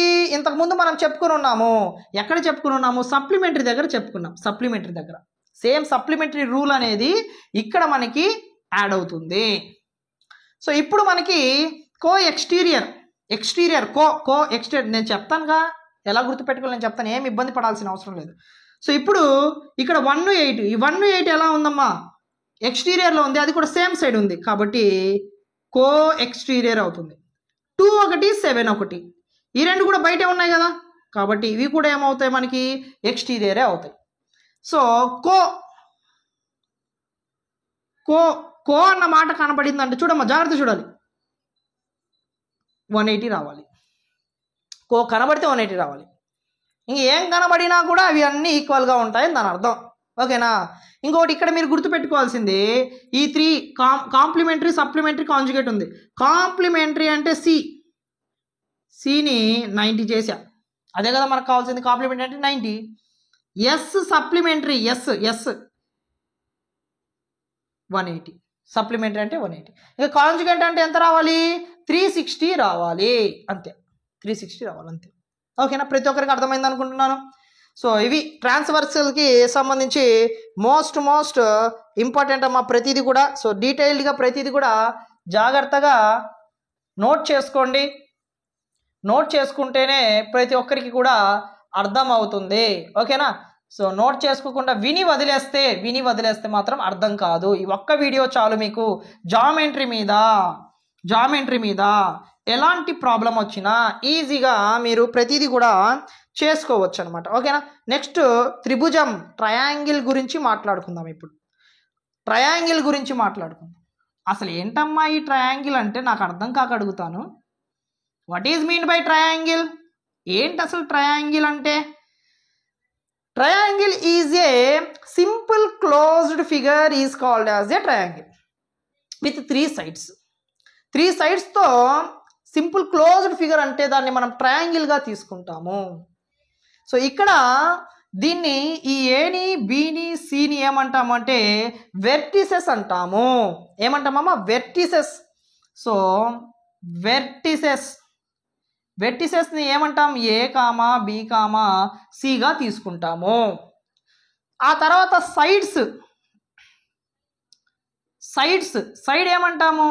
ఏబి అనేది ఒక సైడ్, ఆ తర్వాత బీసీ అనేది ఇంకో సైడ్, ఆ తర్వాత సిఏ అనేది ఇంకో సైడ్ అవుతుంది. ఓకేనమ్మా? సో నెక్స్ట్ వచ్చేసి మనకి యాంగిల్ ఏ, దీని యాంగిల్స్ కోణాలు, ఈ భుజాలు, ఇది శీర్షాలు. ఓకేనమ్మా? సో శీర్షాలు, భుజాలు అండ్ కోణాలు జాగ్రత్తగా అబ్జర్వ్ చేసుకోండి. తెలుగు మీడియం స్టూడెంట్స్ మళ్ళీ చెప్తాను, జాగ్రత్తగా అర్థం చేసుకొని రాయండి. ఓకేనా? సో యాంగిల్ ఏ, సో దీన్ని ఎలా రాసుకోవచ్చమ్మా? Angle B. సో దీన్ని ఎలా రాసుకోవచ్చమ్మా? Angle C. ఇప్పటికి కూడా చూసేవాళ్ళు ఎవరైనా లైక్ చేయకపోతే ఖచ్చితంగా వీడియోని లైక్ చేయండి. మీరు లైక్ చేస్తేనే నాకు ఒక మోటివేషన్గా ఉంటుంది. ఎలాంటి ప్రాబ్లం అయినా మన సబ్స్క్రైబర్స్ చూసేవాళ్ళు కూడా నాకు సపోర్ట్ చేస్తున్నారు అని చెప్పేసి ఇంకా మంచి వీడియోస్ చేయడానికి నాకు మోటివేషన్గా ఉంటుంది. సో అందుకోసం ప్రతిదీ కూడా మేము చెప్తుంది మీకోసమే. ఓకేనమ్మా? సో ఇవి మొత్తం ట్రయాంగిల్ గురించి అమ్మా. అయితే ఈ ట్రయాంగిల్లో ఫస్ట్ మనం బాగా అర్థం చేసుకోవాల్సింది ఏంటంటే the sum of any 2 sides is greater than the third side. అంటే ఏబి ప్లస్ బీసీ చేశాను అంటే థర్డ్ సైడ్ కంటే ఎక్కువగా ఉండాలి, అంటే ఏసీ కంటే ఎక్కువగా ఉండాలి. కండిషన్ అది. అర్థమవుతుందా నేను చెప్పేది? ఇప్పుడు ఒక ట్రయాంగిల్ ఫామ్ అవుతుందంటే ఫామ్ అవ్వదు అంత ఈజీగా. ఇప్పుడు నేను చెప్పే కండిషన్స్లో ఏ ఒక కండిషన్ సాటిస్ఫై అవ్వకపోయినా అది ట్రయాంగిల్గా ఫామ్ అవ్వదు. నీ ఇష్టం వచ్చిన మెజర్మెంట్స్ ఇచ్చేసి ట్రయాంగిల్ ఫామ్ చేయి అంటే కుదరదు. ఈ మెజర్మెంట్స్ని ఖచ్చితంగా ఫాలో అవ్వాల్సిందే. So for example AB plus BC greater than AC. The sum of any 2 sides is greater than the third side. Third సైడ్కి ఎలా ఉండాలంటే ఈ 2 sidesని యాడ్ చేస్తే గ్రేటర్గా ఉండాలి. అంటే ఏబి ప్లస్ బీసీ అన్నాను కదా. ఫర్ ఎగ్జాంపుల్ ఏబి 7 centimeters ఇచ్చానమ్మా, ఊరికే చెప్తున్నాను. బీసీ అనేది 3 centimeters ఇచ్చానమ్మా. ఇప్పుడు ఈ 2 యాడ్ చేస్తే థర్డ్ సైడ్ కంటే ఎక్కువ రావాలి అంటే ఇక్కడ ఎంత ఉండాలి? ఫర్ ఎగ్జాంపుల్ 5 రాస్తున్నాను. సో ఈ రెండు యాడ్ చేస్తే 10 అవుతుంది. అంటే 5 కంటే ఎక్కువేనా కాదా? ఖచ్చితంగా ఎక్కువే. అర్థమవుతుందా ప్రతి ఒక్కరికి? ఒక కండిషన్ సాటిస్ఫై అయిపోయింది. ఇప్పుడు రెండో కండిషన్ ఎలా సాటిస్ఫై అవ్వాలి? 7 3 యాడ్ చేస్తే 5 కంటే ఎక్కువగా ఉంది. మళ్ళీ 3 5 యాడ్ చేస్తే 8 వస్తుంది, 7 కంటే ఎక్కువగా ఉంది. మళ్ళీ 7 5 యాడ్ చేస్తే 12 వస్తుంది, అంటే 3 కంటే ఎక్కువ ఉంది. అంటే 3 కండిషన్స్లో నేను తీసుకున్న మెజర్మెంట్స్ రైట్ అయ్యాయి కాబట్టి ఇప్పుడు నేను తీసుకున్న ఈ 3 మెజర్మెంట్స్తో ఖచ్చితంగా మనము ట్రయాంగిల్ అనేది ఫామ్ చేయొచ్చు. ఒకవేళ ఇక్కడ నేను 3 తీసుకుంటే ఇప్పుడు చూడండి, ఈ రెండు యాడ్ చేస్తే 7 3 యాడ్ చేస్తే 10 వస్తుంది, అంటే దీనికంటే ఎక్కువే. ఒక కండిషన్ సాటిస్ఫై అయింది. ఇప్పుడు చూడండి అమ్మా, మళ్ళీ ఇక్కడ 3 + 3 6, ఈ 2ని యాడ్ చేస్తే దీనికంటే ఎక్కువ రావాలి కదా, కానీ ఎలా వచ్చింది? తక్కువ వచ్చింది. అంటే ఫస్ట్ కండిషన్లో రైట్ అయింది, సెకండ్ కండిషన్లో రాంగ్ వస్తుంది. అలాంటప్పుడు ఈ 7 3 3 మెజర్మెంట్స్తో మనము ట్రయాంగిల్ అనేది ఫామ్ చెయ్యలేము. అర్థమైందా ప్రతి ఒక్కరికి? ఖచ్చితంగా మనము ఫామ్ చేయలేము. ఓకేనా? So this is the most important point in triangles. త్రిభుజాలలో ఇది చాలా అంటే చాలా ఇంపార్టెంట్, ప్రతి ఒక్కరికి తెలుసుకోవాల్సిన పాయింట్ అనమాట. And according to angle sum property, in a triangle the sum of 3 angles is equal to 180 degrees. అంటే angle A plus angle B plus angle C is equal to, గుర్తుపెట్టుకోండమ్మా, 180 డిగ్రీస్ మోస్ట్ ఇంపార్టెంట్. ఎంత important అంటే ఈ point మనం ఎన్ని problems చేసినా కూడా ఈ పాయింట్ గురించి ప్రతి ఒక్కరు కూడా తెలుసుకొని ఉండాలి. ఓకేనా? So the sum of 3 angles is equal to 180 degrees. ఖచ్చితంగా లోపల ఉండే 3 యాంగిల్స్ని యాడ్ చేస్తే 180 degrees రావాలి. ఎక్కువ రాకూడదు, అలాగే తక్కువ కూడా రాకూడదు. ఓకేనమ్మా? So this is the one of the most important point. ఆ తర్వాత ట్రయాంగిల్స్లో మళ్ళీ మనము టైప్స్ ఉంటాయి, కొన్ని ట్రయాంగిల్స్. ఆ ట్రయాంగిల్స్లో టైప్స్ ఒకసారి బాగా అబ్జర్వ్ చేసుకుంటే ఏం టైప్స్ ఉంటాయి సార్ అంటే, ఒకసారి మీరు బాగా అబ్జర్వ్ చేసుకోండి. సైడ్స్ని బేస్ చేసుకొని కొన్ని ఉంటాయి, యాంగిల్ని బేస్ చేసుకొని ఇంకొన్ని ఉంటాయి. సైడ్స్ అంటే 3 సైడ్స్ 3 సైడ్స్ ఈక్వల్గా ఉన్నాయి అంటే దాన్ని మనం ఈక్విలేటరల్ ట్రయాంగిల్ అంటాము.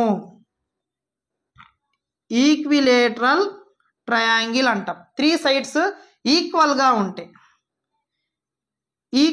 ఉంటే దాన్ని మనము ఈక్విలేటరల్ ట్రయాంగిల్ అంటాము. అలా కాకుండా ఎనీ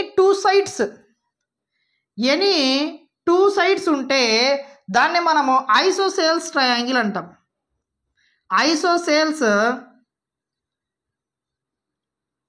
ఐసోసేల్స్ ట్రయాంగిల్ అంటాం. ఒకవేళ ఏ సైడ్ కూడా ఈక్వల్గా లేకపోతే దాన్నే మనము స్కేలెన్ ట్రయాంగిల్ అంటాం. దాన్ని మనం ఏమంటామమ్మా? స్కేలెన్ ట్రయాంగిల్ అంటాం. దీనికి సంబంధించి చిన్న డయాగ్రామ్స్తో ఇక్కడ నేను రాస్తున్నా చూడమ్మా. ఈక్వల్గా ఉంటాయి, ఇలా ఈక్వల్గా ఉంటాయి. 2 సైడ్స్ మాత్రమే ఉంటుంది. ఇక్కడ 3 సైడ్స్ ఈక్వల్గా ఉంటుంది.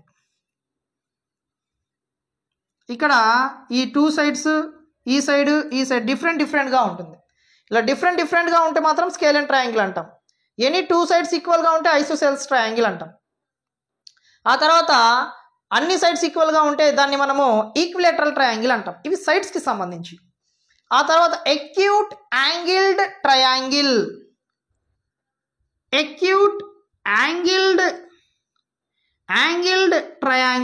అంటున్నా. ఏదైతే త్రిభుజంలో ఉండే యాంగిల్ అనేది ఎక్యూట్ అయి ఉంటుందో, అంటే 90 degrees కంటే తక్కువగా ఉంటుందో ఆ ట్రయాంగిల్ని మనము ఎక్యూట్ యాంగిల్ అంటాము. Next obtuse angled triangle.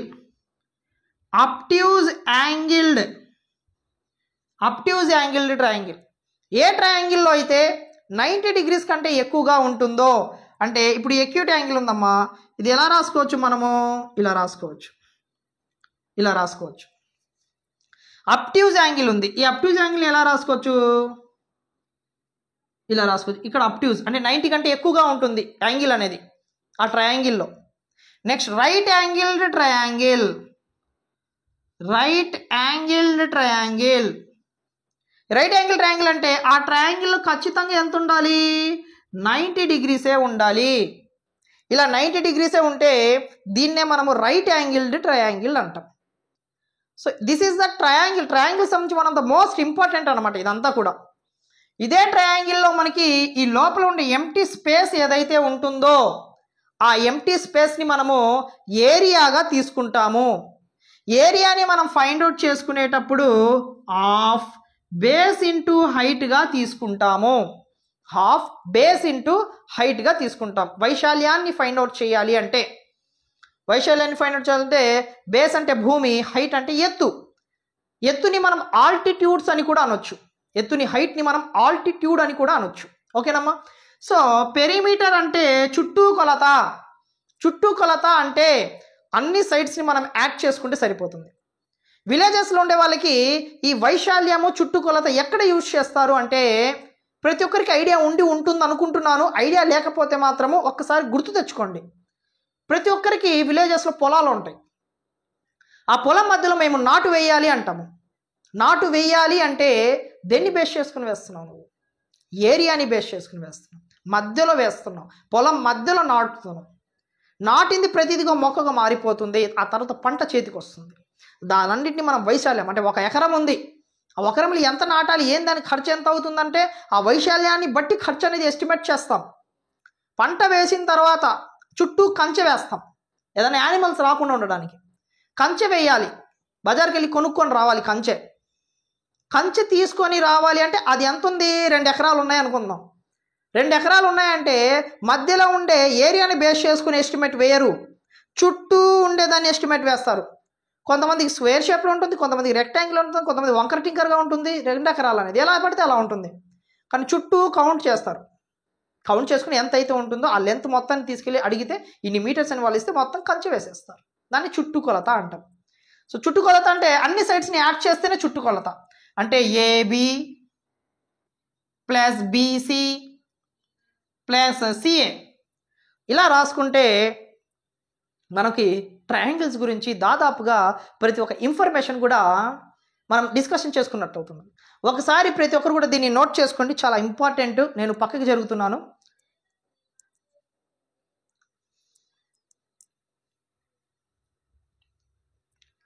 Okay. So next మనము కాంగ్రుయెన్స్ ఆఫ్ ట్రయాంగిల్స్ గురించి ఖచ్చితంగా మాట్లాడుకోవాల్సిన అవసరం అయితే ఉంది. కాంగ్రుయెన్స్ ఆఫ్ ట్రయాంగిల్స్, కాంగ్రుయెంట్ ఆఫ్ ట్రయాంగిల్. ఈ కాంగ్రుయెంట్ ఆఫ్ ట్రయాంగిల్ గురించి, కాంగ్రుయెంట్ యాంగిల్ అంటే ఏంటమ్మా ప్రతి ఒక్కరికి ఐడియా వచ్చి ఉంటుంది. సైడ్ సైడ్ సైడ్, భుజము భుజము భుజము అంటాము. సైడ్ యాంగిల్, సైడ్ అంటే భుజము, కోణము భుజము అంటాము. అవన్నీ కూడా మనం ఇప్పుడు డిస్కషన్ చేసుకుంటాం. అసలు ఫస్ట్ కాంగ్రుయెన్స్ అంటే ఏంటో తెలియాలి కదా. కాంగ్రుయెంట్ అంటే ఏంటో తెలియాలి మనకి. ఫర్ ఎగ్జాంపుల్ కాంగ్రుయెన్స్ అనేది మనకి 2 ట్రయాంగిల్స్ మధ్యలో ఉండే కంపారిజన్ అమ్మ. 2 ట్రయాంగిల్స్ తీసుకొని వాటి మధ్యలో మనము కంపారిజన్ అనేది చేసుకుంటాము.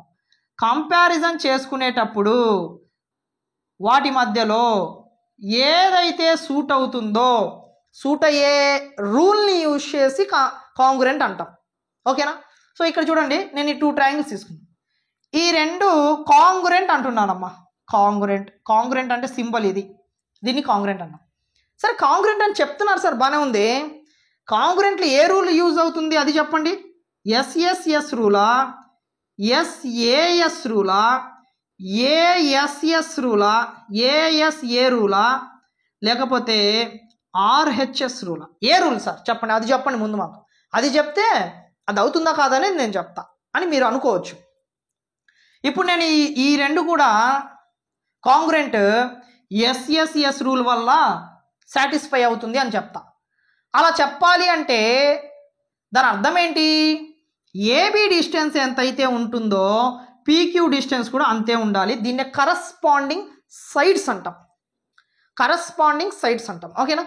సో నెక్స్ట్ బీసీ సైడ్ ఎంతైతే ఉందో క్యూఆర్ సైడ్ కూడా అంతే ఉండాలి. అర్థమైందా ప్రతి ఒక్కరికి? ఏసీ సైడ్ ఎంతైతే ఉందో ఆ తర్వాత పిఆర్ కూడా అంతే ఉండాలి. ఇప్పుడు ఏంటి, ఇప్పుడు triangle ABC congruent to triangle పిక్యూఆర్గా తీసుకుంటాము. ఏ రూల్ని బేస్ చేసుకొని సార్ అంటే చెప్పాను కదా, ఎస్ఎస్ఎస్ రూల్ అని. సో ఆ కరస్పాండింగ్ సైడ్స్ ఈక్వల్గా ఉంటేనే, అంటే ఏబి సైడ్ 5 సెంటీమీటర్స్ ఉంటే పీక్యూ కూడా 5 ఉండాలి, 6 ఉండకూడదు. మళ్ళీ 6 ఉంటే తప్పైపోతుంది, అప్పుడు ఎస్ఎస్ఎస్ రూల్ అనేది సాటిస్ఫై అవ్వదు. ఏబి 5 సెంటీమీటర్స్ ఉంటే పీక్యూ కూడా 5 సెంటీమీటర్స్ ఉండాలి. బీసీ ఫర్ ఎగ్జాంపుల్ ఒక 6 ఉంటే ఎంతైనా ఊరికి ఎగ్జాంపుల్ చెప్తున్నా, ఇది కూడా అంతే ఉండాలి. ఏసీ అనేది ఫర్ 10 సెంటీమీటర్స్ ఉంది అనుకోండి, పిఆర్ కూడా 10 ఉండాలి. అది కాన్సెప్ట్ అయితే అది అన్ని ఈక్వల్ అవ్వాలి అంతే, అప్పుడు మాత్రమే ఇది ఈక్వల్ అవుతుంది అనమాట. ఒకవేళ ఏంటమ్మా, ఒకవేళ అలా కాకుండా ఫర్ ఎగ్జాంపుల్, సరేలే నోట్ చేసుకోండి, ఎందుకు మళ్ళీ రాసుకుందాం ఏమైంది. సో నెక్స్ట్ ఇక్కడ డ్రా చేస్తున్నా చూడండి, కావాలంటే ఎందుకు కన్ఫ్యూజన్ ఎందుకు మీకు. So A B C, next P Q R, ఈ రెండు నేను కాంగ్రుయెంట్ అంటున్నా. ఎప్పుడు సార్ ఏంటి, ఏ రూల్ అది చెప్పండి మనకి ముందు. ఇది అయిపోయింది. ఎస్ఏఎస్ అంటే ఒక సైడు, ఒక యాంగిల్, ఇంకో సైడ్తో పని లేదు, ఇంకో యాంగిల్తో పని లేదు. 2 సైడ్లు ఉండాలా, ఒక యాంగిల్ ఉండాలా, మధ్యలో ఉండాలి. అది కూడా for example AB side PQ side ఉంది అనుకుందాం. ఈ రెండు సేమ్ మెజర్మెంట్స్ ఉన్నాయి. ఆ తర్వాత బి దగ్గర యాంగిల్ 60 డిగ్రీస్ ఉంది అనుకుందాము, క్యూ దగ్గర కూడా 60 డిగ్రీసే ఉంది అనుకుందాం. అంటే బి యాంగిల్ ఎంత అయితే ఉందో క్యూ కూడా అంతే ఉంది. బి 60 ఉండి ఆర్ ఉండకూడదు, మళ్ళీ బీనే ఉండాలి. క్యూ బికి సంబంధించింది క్యూ కాబట్టి క్యూ దగ్గరే ఉండాలి. మళ్ళీ బీసీ అనేది ఒక 7 సెంటీమీటర్స్ ఉంటే క్యూఆర్ కూడా 7 సెంటీమీటర్సే ఉందనుకోండి, అప్పుడు ఏసీతో ఇంకా పిఆర్తో సంబంధం లేదు. మనకి 2 సైడ్స్ సరిపోయింది, ఒక యాంగిల్ సరిపోయింది. ఆ యాంగిల్ అనేది 2 సైడ్స్కి మధ్యలో కూడా ఉంది. కాబట్టి ఇప్పుడు ఈ రెండు కూడా triangle ABC congruent to triangle PQR అయిపోతుంది. ఏ రూల్ సార్ అంటే సైడ్ ఒకటి ఉంది, యాంగిల్ ఒకటి సెట్ అయింది, మళ్ళీ సైడ్ ఒకటి సెట్ అయింది. కాబట్టి ఎస్ఏఎస్ రూల్ని బేస్ చేసుకుని అవుతుంది. అర్థమైందా ప్రతి ఒక్కరికి? నెక్స్ట్ తర్వాత ఏఎస్ఏ అంటే 2 యాంగిల్స్ ఒక సైడ్. అంటే ఫర్ ఎగ్జాంపుల్ ఒక ట్రయాంగిల్ తీసుకున్నాను ఏబిసి, ప్రతి ఒక్కరికి అర్థం అవ్వాలి అని డీటెయిల్గా చెప్తున్నాను. పిక్యూఆర్ ఈ రెండు నేను కాంగ్రుయెంట్ అంటున్నా. ఏ రూల్ని బేస్ చేసుకొని ఏఎస్ఏ అంటే 2 యాంగిల్స్ కావాలి, ఒక సైడ్ మాత్రమే కావాలి. ఫర్ ఎగ్జాంపుల్ బి దగ్గర 60 డిగ్రీస్ ఉంటే క్యూ దగ్గర కూడా 60 ఉంది అనుకుందాం, అప్పుడు ఈ రెండు సెట్ అవుతాం. ఫర్ ఎగ్జాంపుల్ మనకి సి దగ్గర 30 ఉంటే ఫర్ ఎగ్జాంపుల్ 40 డిగ్రీస్ ఉంది అనుకుందాం, 40 డిగ్రీస్ ఉంది, ఇక్కడ కూడా ఒక 40 డిగ్రీస్ ఉంది, ఈ రెండు సెట్ అయిపోయినాయి. బీసీ అనేది 5 సెంటీమీటర్స్ ఉంటే క్యూఆర్ కూడా 5 సెంటీమీటర్సే ఉంది, అంటే 2 యాంగిల్స్ ఒక సైడ్ అనేది సెట్ అయిపోయింది. కాబట్టి ఈ రెండు కాంగ్రుయెంట్ అవుతాయి. దేనికి సంబంధించి? ఏఎస్ఏ రూల్ని బేస్ చేసుకొని 2 యాంగిల్స్ ఒక సైడ్ కాబట్టి. ఓకేనమ్మా. ఆర్హెచ్ఎస్ అంటే తప్పకుండా మనం రైట్ యాంగిల్ ట్రయాంగిలే తీసుకోవాలి. ఆర్హెచ్ఎస్ అంటే ఖచ్చితంగా రైట్ యాంగిల్ ట్రయాంగిలే తీసుకోవాలి. ఏబిసి పిక్యూఆర్ అంటే ఇక్కడ ఆర్ అంటే రైట్ యాంగిల్, హెచ్ అంటే హైపోతెనస్, ఎస్ అంటే సైడ్. అంటే రైట్ యాంగిల్ అంటే ఇక్కడ ఉంటుంది, ఓకేనా. ఆ తర్వాత హైపోతెనస్ అంటే ఏసీ ఎంత అయితే ఉంటుందో పిఆర్ కూడా అంతే ఉండాలి. ఆ 2 ట్రయాంగిల్స్లో ఖచ్చితంగా 90 డిగ్రీస్ అయి ఉండాలి ఫస్ట్. ఆ తర్వాత ఈ సైడ్ అనేది ఈక్వల్ అయితే మనకి కాంగ్రుయెంట్ అయిపోతుంది. ఏ రూల్ని బేస్ చేసుకొని? ఆర్హెచ్ఎస్ రూల్ని బేస్ చేసుకొని. ఆర్హెచ్ఎస్ అన్న వెంటనే ఆ ట్రయాంగిల్ అనేది రైట్ యాంగిల్ అవ్వాలి, అట్ ద సేమ్ టైం హైపోతెనస్ కూడా ఉండాలి, ఆ తర్వాత ఒక సైడ్ అనేది ఉండాలి ఖచ్చితంగా. సో ఉన్న 3 సైడ్స్లో ఒకటి హైపోతెనస్ అయిపోతే ఇంకా మిగిలిన 2 కదా ఉండేది. సో దాంట్లో ఒక సైడ్ అనేది ఖచ్చితంగా ఈక్వల్ అయి ఉండాలి. అప్పుడు ఏమవుతుంది? మనకి ఆర్హెచ్ఎస్ రూల్ అనేది సాటిస్ఫై అవుతుంది. సో ప్రతి ఒక్కరికి అర్థమైంది అనుకుంటున్నాను. కాంగ్రుయెన్స్ ఆఫ్ ట్రయాంగిల్ అంటే ఇలా మనము నోట్ చేసుకోవచ్చు. అర్థమైందమ్మా ప్రతి ఒక్కరికి? ప్రతిదీ కూడా క్లియర్ అయింది అనుకుంటున్నా. నోట్ చేసుకున్నారా? రెఫ్ చేస్తున్నాను, ఓకేనా. అదనమాట. సో ఎస్ఎస్ అంటే 3 సైడ్స్ అవ్వాలి. ఎస్ఏఎస్ అంటే 2 సైడ్ ఒక యాంగిల్ ఇంకో సైడు. ఆ తర్వాత ఏఎస్ఏ అంటే 2 యాంగిల్స్ ఒక సైడు. ఆర్హెచ్ఎస్ అంటే ఖచ్చితంగా రైట్ యాంగిల్ అయి ఉండాలి. అది ఎవరు కూడా మర్చిపోకూడదు. నెక్స్ట్ స్క్వేర్ గురించి, రెక్టాంగిల్ చతురస్రం, దీర్ఘ చతురస్రము, ప్యారలోగ్రామ్, రాంబస్, వీటి గురించి ఒక బేసిక్ ఐడియా అనేది ఉండాలి. సో స్క్వేర్ అంటున్నాము అంటే ఖచ్చితంగా ప్రతి ఒక్కరికి ఒక ఐడియా ఉండుంటుంది. చతురస్రము ఏ బి సి డిగా తీసుకుంటాం. In a square all sides are equal. అంటే ఒక చతుర్భుజంలో భుజాలన్నీ ఎలా ఉంటాయి? సమానంగా ఉంటాయి. ఏ ఒక్క సైడ్ ఇచ్చినా కూడా మిగతా సైడ్స్ అన్నీ కూడా మెజర్మెంట్ సేమ్ అనేసి. ఫర్ ఎగ్జాంపుల్ ఏబి 5 సెంటీమీటర్స్ ఇచ్చాడు, బీసీ అంతే అవుతుంది, సిడి అంతే అవుతుంది, డిఏ కూడా అంతే అవుతుంది. అలాంటప్పుడు వైశాల్యం ఫైండ్ అవుట్ చేసుకోవడానికి కానివ్వండి, చుట్టూ కొలతని ఫైండ్ అవుట్ చేసుకోవడానికి కానివ్వండి, చాలా వరకు ఇబ్బంది లేకుండా ప్రతి ఒక్కరికి ఉంటుందన్నమాట. సో ఇప్పుడు నేను దీనికి సంబంధించి ఏరియాని ఫైండ్ అవుట్ చేయాలి అనుకోండి, సైడ్ ఇంటూ సైడ్గా రాసుకుంటాను. సైడ్ ఇంటూ సైడ్ అంటే భుజము ఇంటూ భుజము. So 5 into 5 25. గుర్తుపెట్టుకోండి, నేను సెంటీమీటర్స్ ఇస్తే సెంటీమీటర్ స్క్వేర్లో రాయాలి, మీటర్స్ ఇస్తే మీటర్ స్క్వేర్లో రాయాలి. అంటే యూనిట్స్ అనేది ఎలా ఉండాలి? ఖచ్చితంగా స్క్వేర్లో ఉండాలి. ఖచ్చితంగా స్క్వేర్లో ఉండాలి. ఎందుకంటే మనం ఫైండ్ అవుట్ చేసింది ఏరియా కాబట్టి సెంటీమీటర్ స్క్వేర్ అనేది రాసుకోవాలి. పొరపాటు 25 సెంటీమీటర్లు అంటే అది తప్పైపోతుంది. మనకి ఆన్సర్తో పాటు ఇక్కడ ఉండే ఈ యూనిట్స్ కూడా చాలా అంటే చాలా ఇంపార్టెంట్. ఓకేనా? సో నెక్స్ట్ దీనికి సంబంధించిన పెరిమీటర్ 4 ఇంటూ సైడ్గా రాసుకోవచ్చు. 4 ఇంటూ సైడ్గా రాసుకోవచ్చు. సో 4 ఇంటూ సైడ్ అంటే వెంటనే 4 ఇంటూ సైడ్ అంటే ఎంత రాసుకోవచ్చు? 5. సో 4 5 20 సెంటీమీటర్ స్క్వేర్ రాసుకుంటావా? రాసుకోకూడదు. మనం ఫైండ్ అవుట్ చేసింది పెరిమీటర్, చుట్టుకొలత. వైశాల్యం ఫైండ్ అవుట్ చేస్తే స్క్వేర్ రాసుకోవాలి. పెరిమీటర్ ఫైండ్ అవుట్ చేసుకునేటప్పుడు స్క్వేర్ అనేది మనకి అవసరం లేదు. ఓకేనా? సో నెక్స్ట్ వచ్చేసి మనకి రెక్టాంగిల్ గురించి ఒక బేసిక్ ఐడియా ఉండాలమ్మా. రెక్టాంగిల్ గురించి కూడా ఒక బేసిక్ ఐడియా అనేది ఉండాలి. So A B C D అనేది రాసుకుంటాం. సో ఆపోజిట్ సైడ్స్ అనేది ఈక్వల్గా ఉంటాయమ్మా. ఆపోజిట్ సైడ్స్ అనేది ఈక్వల్గా ఉంటాయి. అంటే ఫర్ ఎగ్జాంపుల్ నేను ఏబి అనేది 7 సెంటీమీటర్స్ ఇచ్చాను అంటే సిడి కూడా 7 సెంటీమీటర్సే ఉంటుంది. బీసీ అనేది 5 సెంటీమీటర్స్ ఇచ్చాను అంటే ఖచ్చితంగా డిఏ కూడా మనకి 5 ఉంటుంది, 5 సెంటీమీటర్సే ఉంటుంది. వీటికి సంబంధించి ఏరియా వైశాల్యం ఫైండ్ అవుట్ చేయాలంటే లెంత్ ఇంటూ బ్రెడ్త్, పొడవు ఇంటూ వెడల్పుగా రాసుకుంటాము. సో పొడవు ఎంతమ్మా? 7, వెడల్పు అనేది 5. గుర్తుపెట్టుకోండి, రెక్టాంగిల్లో వెడల్పుతో కంపేర్ చేస్తే పొడవు అనేది ఎప్పుడు కూడా ఎక్కువగా ఉండాలి, బ్రెడ్త్తో కంపేర్ చేస్తే ఎక్కువగా ఉండాలి లెంత్ అనేది. సో 35 ఏంటమ్మా ఇది? Centimetre square. మర్చిపోకూడదు. చుట్టూ కొలత పెరిమీటర్ని ఫైండ్ అవుట్ చేయాలి. 2/L+Bగా రాసుకోవచ్చు. ఫార్ములా ఎలా అమ్మా? 2/L+B. ఎలా వచ్చింది సార్ ఈ ఫార్ములా? ఒకసారి మనకి ఎక్స్ప్లెయిన్ చేయండి. అంటే ఇక్కడ ఒక లెంత్ ఉంది, ఇక్కడ ఒక లెంత్ ఉంది. ఈ 2 లెంతులు సమానం కదమ్మా. 2 లెంతులు ఉన్నాయి కాబట్టి 2L ప్లస్ ఇక్కడ ఒక బ్రెడ్త్ ఉంది, ఇక్కడ ఒక బ్రెడ్త్ ఉంది. 2 బ్రెడ్తులు ఉన్నాయి కాబట్టి 2B. పెరిమీటర్ అంటే ఇందాక చెప్పాను, చుట్టుకొలత యాడ్ చేసుకోవాలమ్మా అని చెప్పాను ఇందాకే నేను.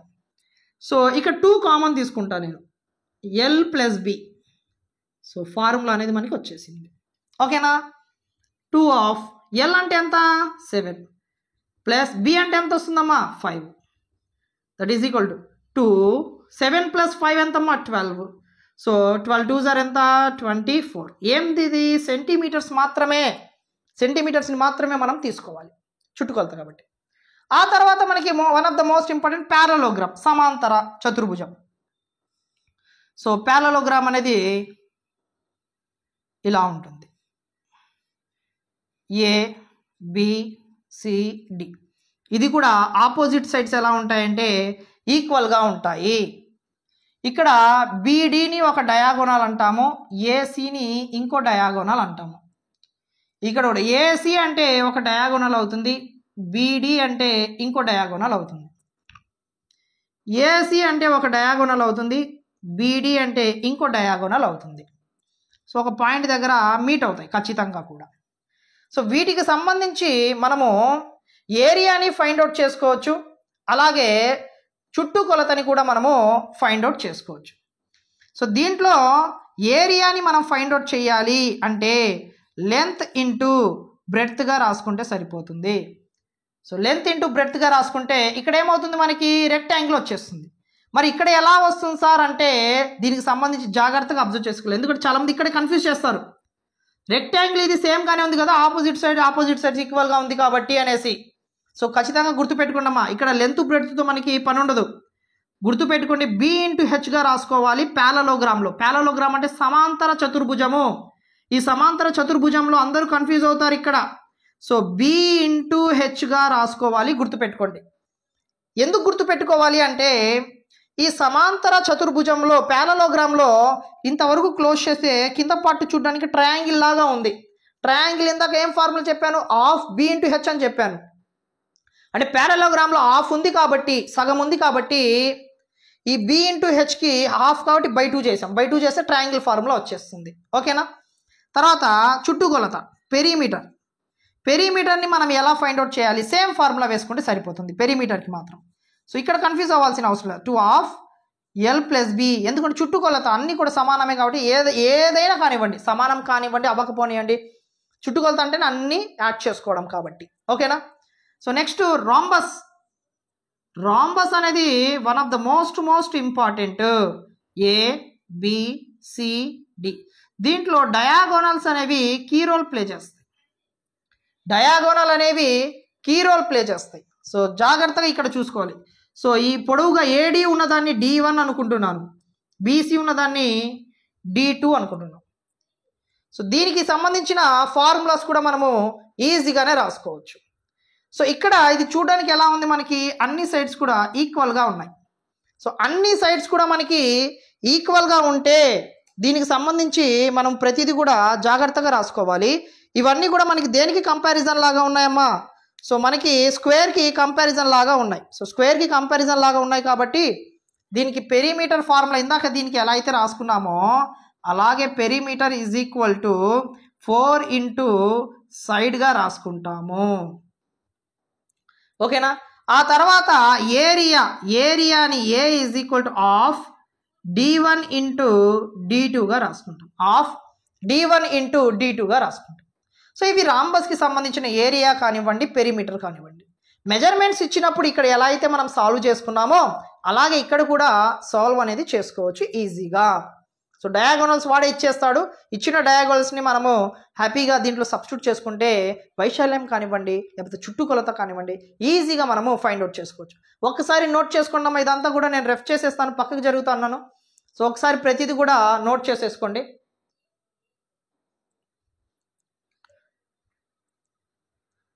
ఓకే. నెక్స్ట్ మనకి సెంట్రాయిడ్ ఒకటి ఉంది, ఆర్థో సెంటర్ ఉంది, సర్కమ్ సెంటర్ ఉంది, ఇన్ సెంటర్ ఉంది. దీనికంటే ముందు ఈ సర్కిల్ కూడా ఇక్కడే చెప్పేస్తాను, దాంట్లో కన్ఫ్యూజన్ లేకుండా ఉంటుంది. సో సర్కిల్ అనేది తీసుకుంటున్నానమ్మా. సో సెంటర్ ఏదైతే ఉంటుందో సెంటర్ నుంచి ఈ ఎండ్కి ఉండే ఈ డిస్టెన్స్ని మనం ఏమంటాము అంటే రేడియస్గా తీసుకుంటాం. దేనిగా తీసుకుంటామమ్మా, రేడియస్గా తీసుకుంటాం. సో ఇదే సెంటర్ నుంచి ఈ ఎండ్కి కూడా తీసుకుంటే దీన్ని కూడా రేడియస్గానే తీసుకుంటాం. అర్థమవుతుందని చెప్పేది. సో ఈ ఎండ్ నుంచి ఈ ఎండ్కి ఉండే ఈ డిస్టెన్స్ మొత్తము డయామీటర్ D అవుతుంది. ఏమంటాం, డయామీటర్ అంటాం. డయామీటర్ అంటే ఇక్కడ నుంచి ఇంతవరకు, అంటే ఎన్ని ఆర్లు ఉన్నాయి, 2 ఆర్లు ఉన్నాయి. సో R+R అంటే R+R అంటే ఎంతమ్మా, 2R. అంటే diameter D is equal to formula ఏమవుతుందమ్మా, 2R అవుతుంది.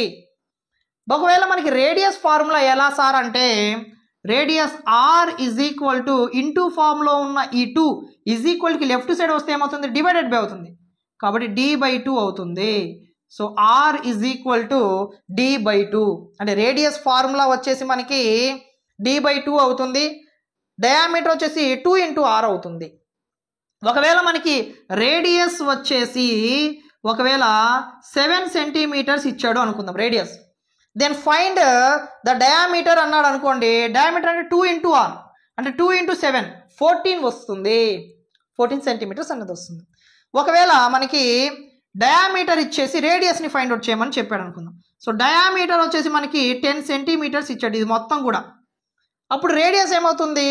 రేడియస్ r = d/2 అంటే 10/2. 2 1s 2 5s అంటే రేడియస్ ఎంత? 5 సెంటీమీటర్స్ అనేది వస్తుంది. సో దీనికి సంబంధించిన సర్కంఫరెన్స్ ఉంటుంది, ఏరియా కూడా ఉంటుంది. సర్కంఫరెన్స్ ఈజ్ నథింగ్ బట్ చుట్టుకొలత.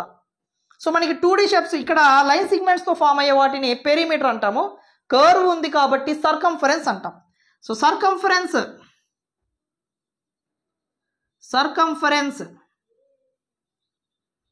ఈజ్ ఈక్వల్ టు ఫార్ములా వచ్చేసి 2πr. సో 2π అంటే దేనిగా తీసుకుంటామంటే 22/7గా తీసుకుంటామమ్మా. π ఈజ్ ఈక్వల్ టు వాల్యూని మనము 22/7గా తీసుకుంటాం. ఒకవేళ ప్రాబ్లంలో తను స్పెషల్గా మెన్షన్ చేశాడు అనుకోండి, π ఈజ్ ఈక్వల్ టు 3.14 తీసుకోండి అని ప్రాబ్లంలో మెన్షన్ చేస్తే ఇదే తీసుకోవాలి. వాడు ఏం మెన్షన్ చేయలేదు అనుకోండి, అప్పుడు 22/7గా మనం తీసుకుంటే సరిపోతుంది. ప్రతి ఒక్కరికి అర్థమైంది అనుకుంటున్నా. So area is equal to formula πr². Area ఏమవుతుందమ్మా? πr²గా తీసుకోవచ్చు. సర్కిల్కి సంబంధించి πr² అవుతుంది. సో ఇది సర్కిల్కి సంబంధించిన ప్రతి ఒక్క ఇన్ఫర్మేషన్. సో ప్రతి ఒక్కరికి అర్థమైంది అనుకుంటున్నాను. సో నెక్స్ట్ మనము సెంట్రాయిడ్ అంటే ఏంటి, ఆ తర్వాత ఆర్థో సెంటర్ అంటే ఏంటి, వీటి గురించి కూడా ప్రతి ఒక్కటి డీటెయిల్గా మనం డిస్కషన్ చేసుకుందాము. అంతటితో మనకి జామెట్రీకి సంబంధించి దాదాపుగా బేసిక్స్ అన్నీ కూడా కంప్లీట్ అయిపోయి ఉంటాయి. కాబట్టి ప్రతి ఒక్కరు కూడా జాగ్రత్తగా అబ్జర్వ్ చేసుకోండి. ఫస్ట్ టైం చూసే వాళ్ళు తప్పకుండా మన ఛానల్ని సబ్స్క్రైబ్ చేసి ఫాలో అవ్వండి. అండ్ ఆల్సో వీడియోని లైక్ చేయని వాళ్ళు ఎవరైనా ఉంటే తప్పకుండా వీడియోని లైక్ చేసి చూడండి. మీ ఫ్రెండ్స్ ఎవరైనా ఉంటే తప్పకుండా వీడియోని షేర్ చేయండి. మీకోసమే చాలా కష్టపడి వీడియోని చేయడం జరుగుతుంది. కాబట్టి ఫస్ట్ సెంట్రాయిడ్, గురుత్వ కేంద్రము. ఈ సెంట్రాయిడ్ అన్న వెంటనే ఏంటమ్మా? సెంట్రాయిడ్ అన్న వెంటనే మనకి గుర్తుకు రావాల్సింది మీడియన్ అనేది గుర్తుకు రావాలి. ఏంటి సార్ ఈ మీడియన్? డయాగ్రామాటిక్లో మాకు చెప్పండి సార్ అంటే డయాగ్రామాటిక్లో చెప్తున్నాను, గుర్తుపెట్టుకో. డయాగ్రామాటిక్ ఒక ట్రయాంగిల్ అనేది తీసుకున్నాను, ఏబిసి అనేసి తీసుకున్నాను. ఈ ఏబిసిలో మీడియన్ అంటే ఎగ్జాక్ట్గా మనము మిడిల్లోకి వెళ్ళిపోతున్నాము అనేసి. సో ఇక్కడి నుంచి మనము మిడిల్లోకి వెళ్ళిపోతున్నాం. ఇలా మిడిల్లోకి వెళ్ళిపోతున్నాం. మిడిల్లో వెళ్ళిపోతే ఈ 3 లైన్స్ని మీట్ అయ్యే పాయింట్ ఏదైతే ఉంటుందో దాన్ని జీగా తీసుకుంటాము. జీనే సెంట్రాయిడ్ అంటాం. ఏమంటామమ్మా? సెంట్రాయిడ్ అంటే సెంట్రాయిడ్ అనేది దేంతో ఫామ్ అవుతుంది? మీడియన్స్తో ఫామ్ అవుతుంది. దేంతో ఫామ్ అవుతుందో? మీడియన్స్తో ఫామ్ అవుతుంది. చాలా బాగా గుర్తుపెట్టుకోండి. నెక్స్ట్ వచ్చేసి ఆర్థో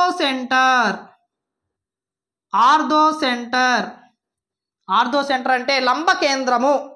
ఈ లంబ కేంద్రము అనేది గుర్తుపెట్టుకోండి అమ్మా, రాశాను అక్కడ. ఆల్టిట్యూడ్స్తో ఫామ్ అవుతుంది. Altitude is nothing but height is nothing but ఎత్తుతో ఫామ్ అవుతుంది ఖచ్చితంగా ఆర్థో సెంటర్ అనేది. సో ఒక ట్రయాంగిల్ అనేది మనం ఇలా రాసుకున్నాము అంటే ఏబిసి అవుతుంది. సో ఏ నుంచి ఎగ్జాక్ట్గా ఇలా వచ్చింది అంటే ఖచ్చితంగా అది ఆల్టిట్యూడ్ అవుతుంది, హైట్ అవుతుంది. బి నుంచి ఇలా వెళ్ళింది అంటే అది కూడా హైట్ అవుతుంది. సి నుంచి ఇలా వెళ్ళింది అంటే అది కూడా హైట్ అవుతుంది. ఇక్కడ మీట్ అయ్యే 3 పాయింట్స్ని మనము ఆర్థో సెంటర్గా తీసుకుంటాము. డయాగ్రామాటిక్స్ చూడడానికి చాలా వరకు కొంచెం సిమిలర్గా ఉంటాయి, కానీ మన దగ్గర గుర్తుపెట్టుకోవాల్సింది అవి ఆల్టిట్యూడ్స్తో ఫామ్ అవుతున్నాయి, ఇది మీడియన్స్తో ఫామ్ అవుతుంది అని చెప్పేసి అదొక్కటి మీరు గుర్తుపెట్టుకుంటే సరిపోతుంది. నెక్స్ట్ సర్కమ్ సెంటర్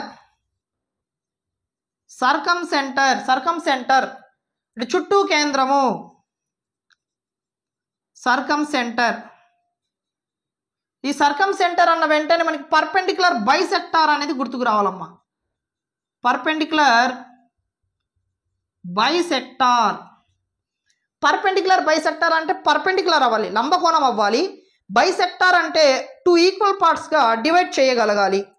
అంటే ఒక ట్రయాంగిల్ ఇలా తీసుకుంటున్నాను, ఏబిసి అనేసి రాస్తున్నాను. పర్పెండిక్యులర్ అవ్వాలి. పర్పెండిక్యులర్ అయినప్పుడు యాంగిల్ అనేది 90 degrees ఫామ్ అవ్వాలి. అట్ ద సేమ్ టైము ఇక్కడ డి అయింది అనుకుందాం. బి నుంచి డికి ఎంత డిస్టెన్స్ అవుతుందో డి నుంచి సికి కూడా అంతే డిస్టెన్స్ అయి ఉండాలి. నెక్స్ట్ బి నుంచి సికి పర్పెండిక్యులర్ అవ్వాలి. అట్ ద సేమ్ టైం ఏ నుంచి సికి ఎంత డిస్టెన్స్ అయితే ఉందో ఇక్కడ డిఈ రాసుకుంటున్నా, ఈ నుంచి సికి కూడా అంతే డిస్టెన్స్ ఉండాలి. సో నెక్స్ట్ సి నుంచి ఏబి మీదకి ఒక లైన్ డ్రా చేశాను, పర్పెండిక్యులర్ అవ్వాలి. అట్ ద సేమ్ టైం దీన్ని ఎఫ్ అనుకుంటే ఏ నుంచి ఎఫ్కి ఎంత డిస్టెన్స్ అయితే ఉంటుందో ఎఫ్ నుంచి బికి కూడా అంతే డిస్టెన్స్ ఉండాలి. పర్పెండిక్యులర్ అవ్వాలి, బైసెక్ట్ జరగాలి.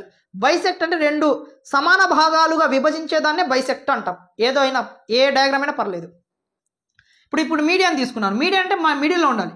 సో ఇప్పుడు ఏఈసి అని ఉంది, ఇక్కడ ఏసీ అంటే ఇక్కడ ఏం రాసుకున్నాను, ఈ రాసుకున్నాను. ఈ 2 ఈక్వల్గా ఉండాలి. ఇక్కడ డి రాసుకున్నాను, ఈ 2 ఈక్వల్గా ఉండాలి. ఇక్కడ ఎఫ్ రాసుకున్నాను, ఈ 2 కూడా ఈక్వల్గా ఉండాలి. సార్ మరి మీ సెంట్రాయిడ్ సర్కమ్ సెంటర్ 2 మరి సమానం అవుతున్నాయి కదా సార్, మరి వేరియేషన్ ఏముంది అంటే ఇక్కడ నువ్వు బాగా అబ్జర్వ్ చేయాల్సింది, సెంట్రాయిడ్లో డిస్టెన్స్ ఈక్వల్గా ఉంటుంది, కానీ ఈ దగ్గర కానివ్వండి, డి దగ్గర కానివ్వండి, ఎఫ్ దగ్గర కానివ్వండి పర్పెండిక్యులర్ అవ్వాల్సిన అవసరం లేదు, 90 degrees ఫామ్ అవ్వాల్సిన అవసరం లేదు. ఎగ్జాక్ట్గా మిడిల్లో ఉంటే చాలు, 90 degrees ఫామ్ అవ్వాల్సిన అవసరం లేదు. అర్థమవుతుందా? ఫర్ ఎగ్జాంపుల్ నేను ఈ ట్రయాంగిల్ తీసుకున్నానమ్మా, ఇలా ట్రయాంగిల్ తీసుకున్నాను. సో ఎగ్జాక్ట్గా మనకి మిడిల్లో ఉంటే సరిపోతుంది, ఇక్కడ ఇది ఇలా ఫామ్ చేసుకున్నాం, ఇక్కడ ఇది ఇలా ఫామ్ చేసుకున్నాం. ఇప్పుడు ఇక్కడ 90 degrees ఫామ్ అయిద్దా, వంగిందా కొంచెం పక్కకి వంగిందా లేదా, వంగింది. 90 degrees ఫామ్ అవట్లా, కానీ 2 సమాన భాగాలుగా మీడియంలో ఉంది, కరెక్ట్గా మిడిల్లో ఉంది. మన కాన్సెప్ట్ కూడా అంతే, మిడిల్లో ఉంటే చాలు, 90 degrees ఫామ్ చేయాల్సిన అవసరం లేదు. కానీ సర్కమ్ సెంటర్లో మిడిల్లో ఉండాలి, 90 degrees కూడా ఫామ్ చేయాలి, అప్పుడే అది సర్కమ్ సెంటర్ అవుతుంది. అర్థమైంది అనుకుంటున్నా ప్రతి ఒక్కరికి కూడా. ఇది వచ్చేసి ఆల్టిట్యూడ్స్తో చేస్తాం ఆర్థో సెంటర్ అనేది. ఆ తర్వాత ఇన్ సెంటర్, కేంద్రం లోపల. ఇన్ సెంటర్ అంటే యాంగిల్స్తో బేస్ చేసుకొని ఉంటుందమ్మా. యాంగిల్స్ ఏ బిసి, ఇక్కడ ఒక యాంగిల్, ఇక్కడ ఒక యాంగిల్, ఇక్కడ ఒక యాంగిల్ ఉంటుంది. యాంగిల్ని బైసెక్ట్ చేయాలి. యాంగిల్ని బైసెక్ట్ అంటే ఉన్న యాంగిల్ సమాన భాగంగా చేయాలి. ఇందాక సమాన భాగంగా ఎప్పుడు చేసాం బైసెక్టార్, ఇక్కడ పర్పెండిక్యులర్ 90 degrees వచ్చే విధంగా ఒక సైడ్ని, ఒక భుజాన్ని మధ్యలోకి కట్ చేసేసాం, 2 సమాన భాగాలుగా అయిపోయింది, 90 degrees ఫామ్ అయింది. కానీ ఇక్కడ ఇన్ సెంటర్, కేంద్రం లోపల ఉన్న యాంగిల్ని, కోణాన్ని 2 సమాన భాగాలుగా చీల్చుకుంటూ లోపల నుంచి వెళ్ళిపోతూ ఉంటుంది. అలా 3 యాంగిల్స్లో నుంచి చీల్చుకొని వస్తూ ఉంటాయి లైన్స్. వస్తూ ఒకనొక పాయింట్ దగ్గర మీట్ అవుతాయి. మీట్ అయ్యే పాయింట్ని మనం ఇన్ సెంటర్ అంటాం. ఇటు నుంచి ఒకటి వస్తుంది, ఇటు నుంచి ఒకటి వస్తుంది, ఇటు నుంచి ఒకటి వస్తుంది, పైనుంచి ఒకటి వస్తుంది. మళ్ళీ ఇలా వచ్చినప్పుడు ఇక్కడ ఒక పాయింట్ మీట్ అయింది.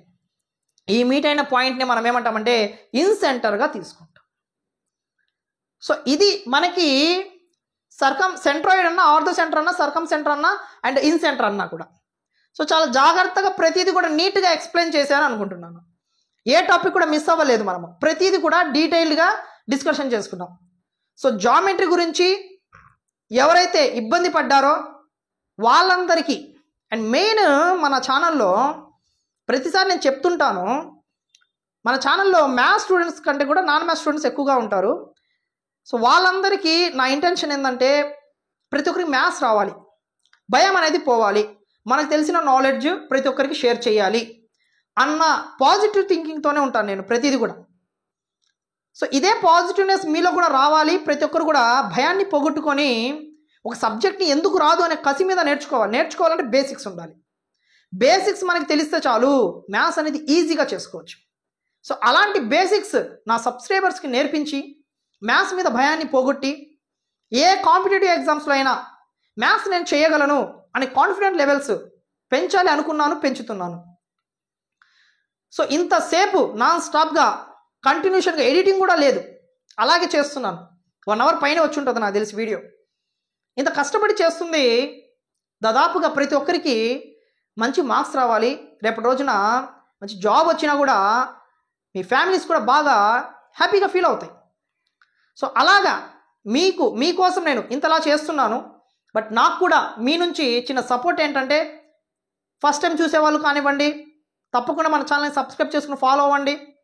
అండ్ మన ఓల్డ్ సబ్స్క్రైబర్స్ అయితే తప్పకుండా మీ ఫ్రెండ్స్ ఎవరైనా ఉంటే వీడియోస్ని షేర్ చేయండి. ప్రతి ఒక్కరికి యూజ్ అవుతుంది, ప్రతి ఒక్క కాంపిటేటివ్ ఎగ్జామ్స్లో కూడా యూజ్ అవుతుంది. రైల్వే ఎగ్జామ్స్లో ది బెస్ట్గా యూజ్ అవుతుంది. రైల్వే ఎగ్జామ్స్ అనే కాదు, ఏ కాంపిటేటివ్ ఎగ్జామ్స్లో అయినా జామెట్రీ లేకుండా నీకు ఎక్కడ కూడా ఉండదు. దాదాపుగా ప్రతి ఒక్క కాంపిటేటివ్ ఎగ్జామ్స్లో యూజ్ అవుతూనే ఉంటుంది. అలాగే ఇంటర్మీడియట్ కానివ్వండి, 10th ప్రతి ఒక్కరికి ఇవన్నీ కూడా యూజ్ అవుతాయి. ఎవరైనా మీ ఇంటి దగ్గర పిల్లలు ఉన్నా కూడా, మీ రిలేటివ్స్లో పిల్లలు ఉన్నా కూడా తప్పకుండా వీడియోని చూపించండి, వాళ్ళందరికీ కూడా యూజ్ అవుతుంది. వీడియోని ఇప్పటికీ లైక్ చేయకుండా చూసే వాళ్ళు ఎవరైనా ఉంటే తప్పకుండా మీ నుంచి నాకు వచ్చే మోటివేషన్ సపోర్ట్ ఏంటంటే ఈ లైకే. మీరు ఎక్కువ లైక్ చేస్తే వీడియో రీచ్ అవుతుంది, మాకు కూడా మోటివేషన్ వస్తుంది. మన వాళ్ళు బాగా చూస్తున్నారు కదా, తప్పకుండా ఇంకా ఎంతో కష్టపడి వీడియో చేయాలి అనిపించాలి, వీడియో చేస్తాను కూడా. ప్రతి ఒక్కరికి టాపిక్ అర్థమైంది అనుకుంటున్నాను. నెక్స్ట్ వీడియోలో ఈ జామెట్రీకి సంబంధించి ప్రీవియస్లో గ్రూప్ డీకి సంబంధించి ప్రీవియస్లో ఎలా అడిగాడు బిట్, ఆ బిట్ని ఎక్స్ప్లెయిన్ చేయడము, ప్రతి ఒక్కటి కూడా డీటెయిల్డ్గా ఆల్రెడీ నేర్చుకున్నాం కదా ప్రతిది కూడా. సో బిట్ చూసిన వెంటనే ఫలానా ఫార్ములా అదే ఇలా ఉందా అనేది ప్రతిది కూడా ఈజీగా అర్థమైపోతుంది.